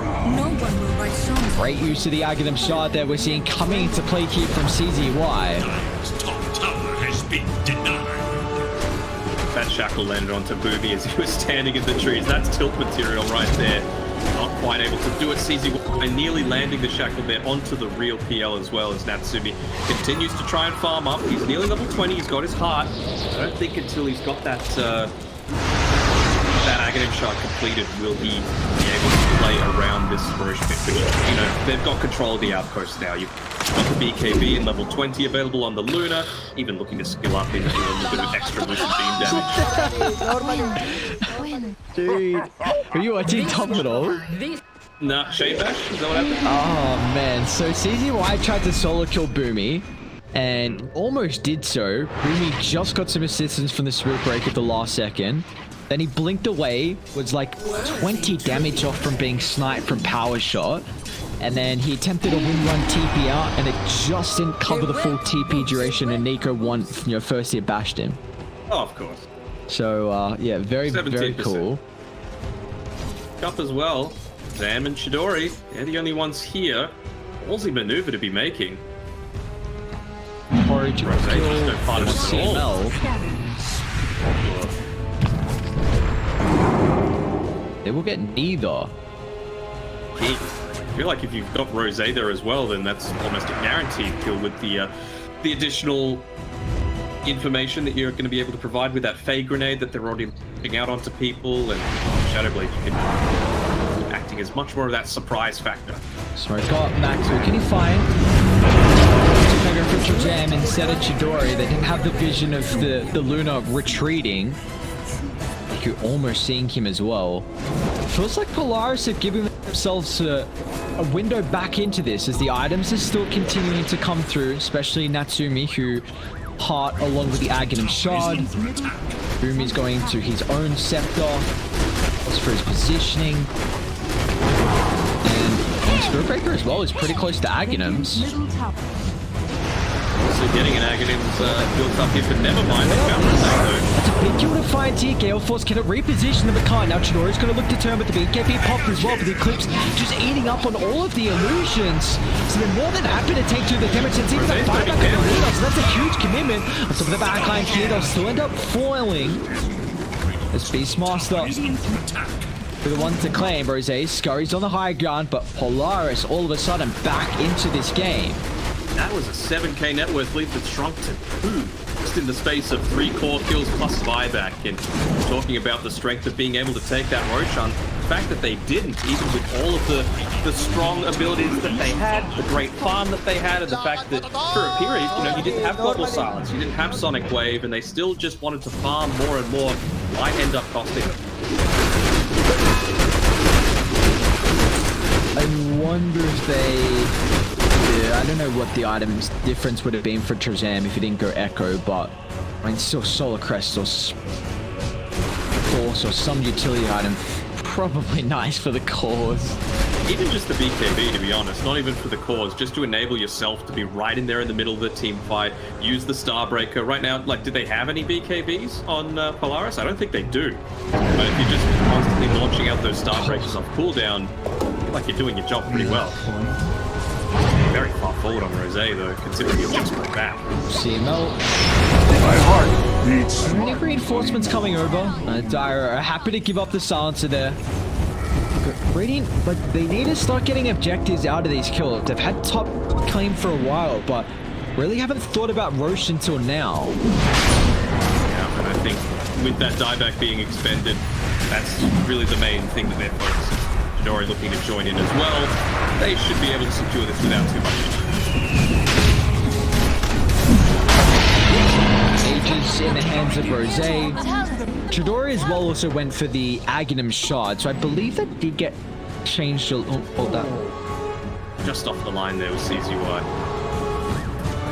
Careful here. You know, it is an Aegis that you've got, but Mac's still in the region, able to dish out a ton of damage. The increase when he reaches that level 20. To defend for now. I believe they're trying to set up on Chidori top. Nico's ready with the backstab. They also Boots or Chabbled in Mac. Chidori does have BKB. They might be happy with forcing him. He can't TP out as well because of the Nether Strike. He's going to be able to get there just in the nick of time for the Solar Guardian. Trezam will offer the defensive factor as Nico end up costing himself. They run into the Void Spirit too. Oh, beautiful timing from Rose. Followed up with the Shackle Shot. There was no opportunity for the Yules, and Mac is also going to go down. Pick off there. Is that the bag set coming out for the Beastmaster, is it? I think he's going BKB. Okay. Kind of understand it, but with that couple of kills going your way, I feel like you could be feeling somewhat confident to continue the push on forward, although Chidori's going to need to be a little bit cautious considering he's going up against Natsumi, who's a full level ahead, getting closer to that level 25. We'll know how strong that can be. Oh, the first big bash. They brought CML too. If they can take him out of the fight for the global, you can always buy back if it continues to break out. But Natsumi, man, they've got big PL issues. They're looking for more too. CZY's on division. This time Nico to get the Nether Strike off, and Billy's happy to drop the Sonic Wave considering he just freshly completed the Aghanims. And that's a fast block. Yeah, level 18 too, so already maxed out in the ultimate. Onto Nico, I don't know if you got the damage for this Rose. Shingles. Not quite. Still lacking that little bit extra. I mean, that's the difference. Going into the BKB next, obviously, there's been a couple of times where, you know, you've been focused down by some chain stuns, so it's important to have that, but I feel like the big timing for Rose in particular is having the Silver Edge on top of that DK, able to be that serious right-click threat.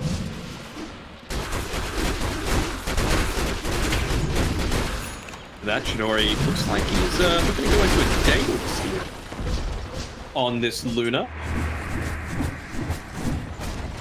Hate it. Butterfly, pretty damn good as well. And speaking of that, the elk reaches level 25 with his own Butterfly, only 500 or so gold away from being picked up.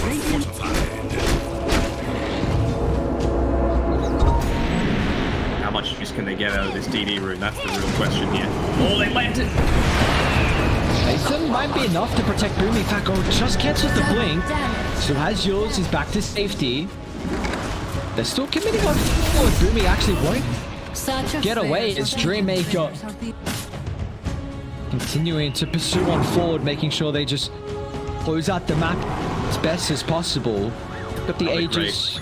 Dyer's Initiation from CCY there, making sure he catches on to it not once but twice. They've also got the Beastmaster Hawk going to be able to use to set up for a lot of these kills. So the Sentry Ward positioning is going to be even more important than ever for Polaris. AoE silence. First life dealt with instantly. Natsumi's now going to look to deal with the backline as well. We'll see how much chaos he can find. Dragged very far in the river to clean off CZY, but there's no contention. Now Polaris, they can go back in as well with the buyback coming into the fray. They'll try and target down the secondary support. They need a dodge tutorial with the Eclipse, but CML won't have the capability to do so. It's actually a pretty big deal taking out the silence. It doesn't have buyback, and you know, even if Trezam now was to get picked off, we'll be able to have that buyback potential into the Solar Guardian to quickly rejoin the team. So no global silence available. Very good for him. Taco's been on the ground for the longest. They're going back in. Nico, let's see if he's got the damage. They've actually stunned up Natsumi first. Warpulp as well. Do they have the damage to go through him? Sonic Wave, push back Nico. What a protection now on the back line. And look at all the space they're creating. Natsumi's actually going to look to go on forward, but Rose gets the LSA. It's not enough. Chidori's still going to continue to stand his ground. For the BKB about to expire. Now it's just the Void Spirit and Queen of Pain, but the damage is plentiful. As Matt can combine that up with the Arcane Rune, and we saw what Nico was doing, just halting back any extra damage from the backline supports, which potentially could have turned that one around. Potentially, it was a little bit of a preemptive use of the Soul Guardian as well, but immediately got bashed and interrupted it. So if he went down, brought back, and looked to rejoin and help out his cause that were in the center of the team fight, I feel like that's a very different story. The Boomy here, he's got the Sonic Wave ready. Normally, precious Radiant's bottom tower. It feels like Dai can make too much chaos in fights. Like, I think Radiant need a very easy, just let's chain lock one hero down, let's let the Lina machine gun from afar, and I don't think they're gonna get these fights. Silencer is still priority number one if you're Dreammaker, and then after that, probably the Void Spirit if you could find a way to lock in onto him, but it's going to need some great plays from CZY to continue. Target. Nico's going to reveal his position. The Global Silence too late, however, so Tram gets the land down. They also cancel the TP on Mac. Nico just has to hope the charge away is enough. So has Shadow Blade to utilize, but they already have the detection out. The Gale Force again is CZY. Showing a bit of a reason why this Aghanim shot, it's got some utility to it. Even getting up into the level 20 now, so the extra shackle shot duration constantly coming through. He's even going Octarina, looks like, from CZY. Yep. What's that high uptime? Gale Force a 30-second cooldown. Win run lasting for 6 seconds with a 9-second cooldown. Seems balanced. Seems good. It's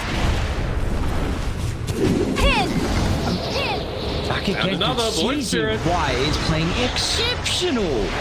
Ryan needed collapse to protect Mac. They won't be able to do so. Alright, these balls are crazy. So the Hawks are giving him so much advantage right now. Again, vision to set up for CZY. Maybe go for more. I mean, I feel very confident of just trying to push into the mid lane, bait out if there's any kind of buyback available for the Void Spirit. There's not right now, but he's only 28 gold away, so we get baited here. He's gonna go take the safe route. They're nearly back up anyway, so may as well just try and take this tier 1 tower with the use of the Helm of the Overlord.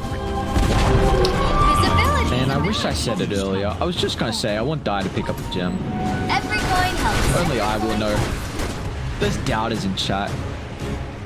Is this purely because of the Hawk? Yeah, I think you need your own vision. Like Radiant, look how they're controlling the map towards top. Radiant have had their vision game for the entirety of this has been was again another pickoff. It's on to Boomy this time. They do reveal heroes away from bottom, so instantly Radiant gonna let's replace themselves. Reading here Say that, Rose. Got the BKB. Them an ample opportunity to get off, but it's not going to matter. The damage is stacked up. The BKB will do nothing but lower the duration. Really hungry for that couple of extra right clicks to take out the tier 2 tower. I think they just need to completely disengage. You know, you don't want to be taking a fight unless, again, it's going to be on the back of CZY. If he says he feels you can go, I would trust him because the man's having a game of his life. Yeah, no Roche yet. The gem is just because Radiant have had also the Hawk as well. So now you don't have as many sentries. And we've seen that like CML is being caught out way too many times. Even Mac as well. And Mac's got 7 deaths. So you just need to... You need to stop this jump potential and protect your key components of the lineup. Alright, so I feel like we're beyond the point now of net worth mattering a super amount. So let's have a look at the buyback just on the Beastmaster and the Dawnbreaker.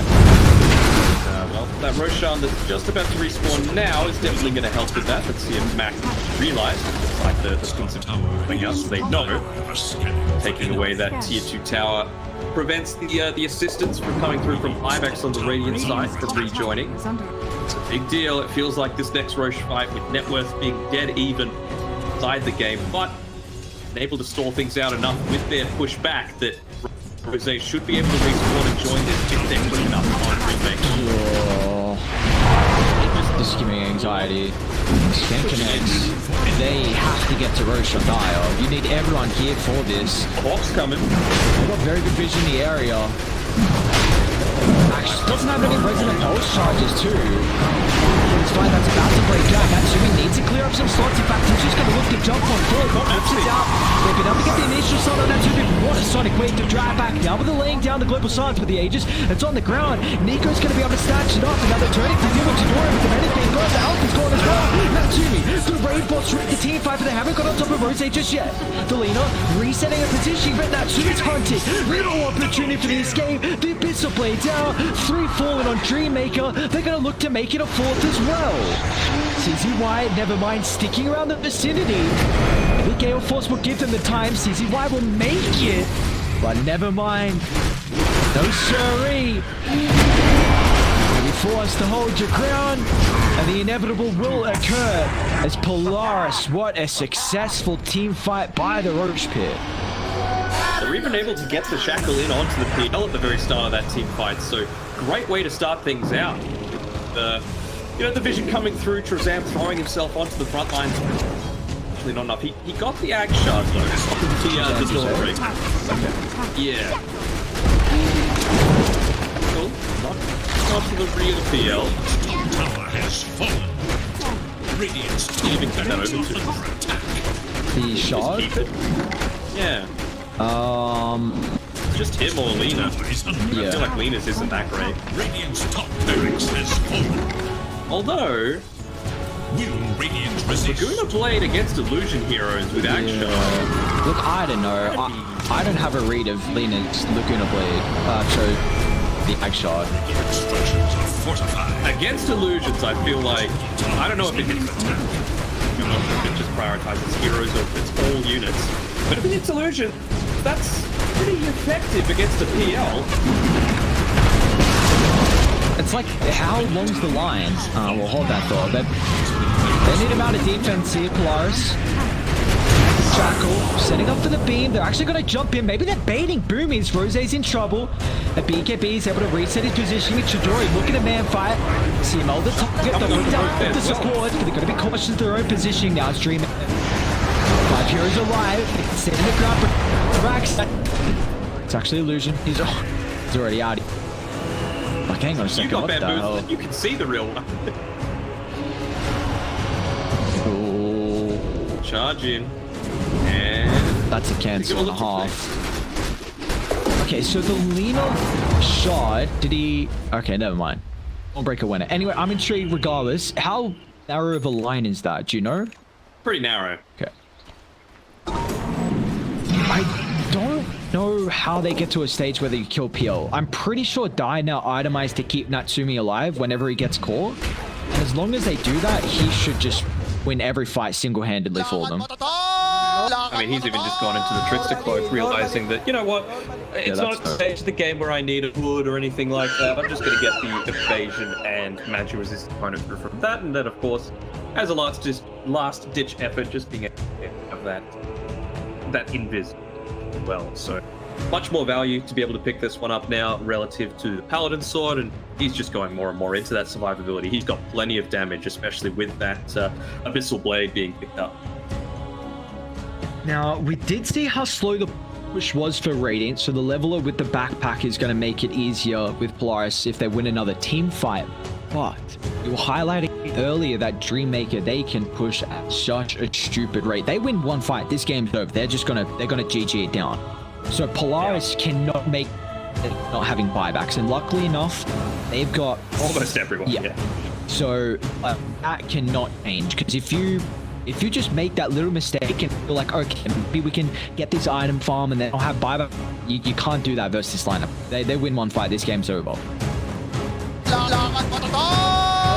Normally. Beastmaster nearly level 25, so he's going to have that lower duration on, cooldown duration on the Primal Roar. Very effective, but it does still feel like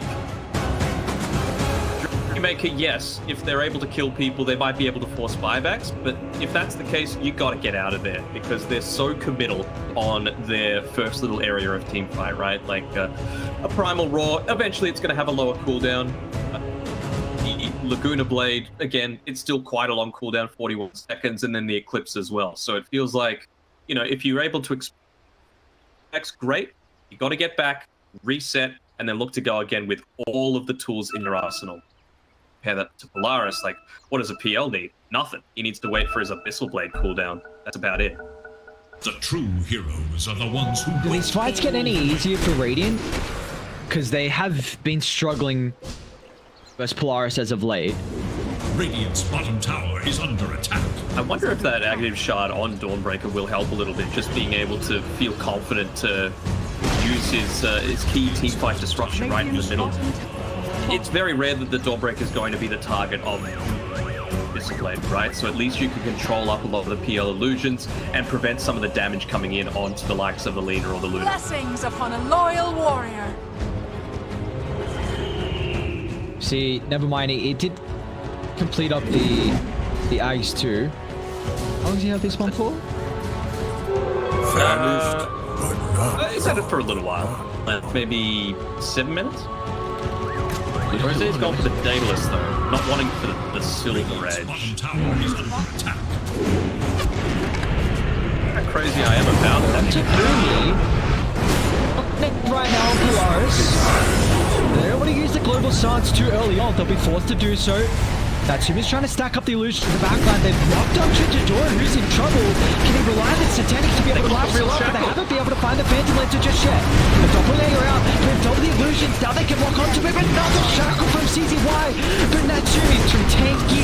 You can't kill the Phantom Lancer. He's the one that's a reflex right now. He's got the assistance in Nico as well. The Grave laid down from the northern side of the fight. Could be the cleanup crew as the buybacks are lacking, the heroes are lacking, and the game looks like she's done, and Justice Polaris will take it 43 minutes in. It feels so bad to season 5, right? It's so much just multiple times able to land that full duration.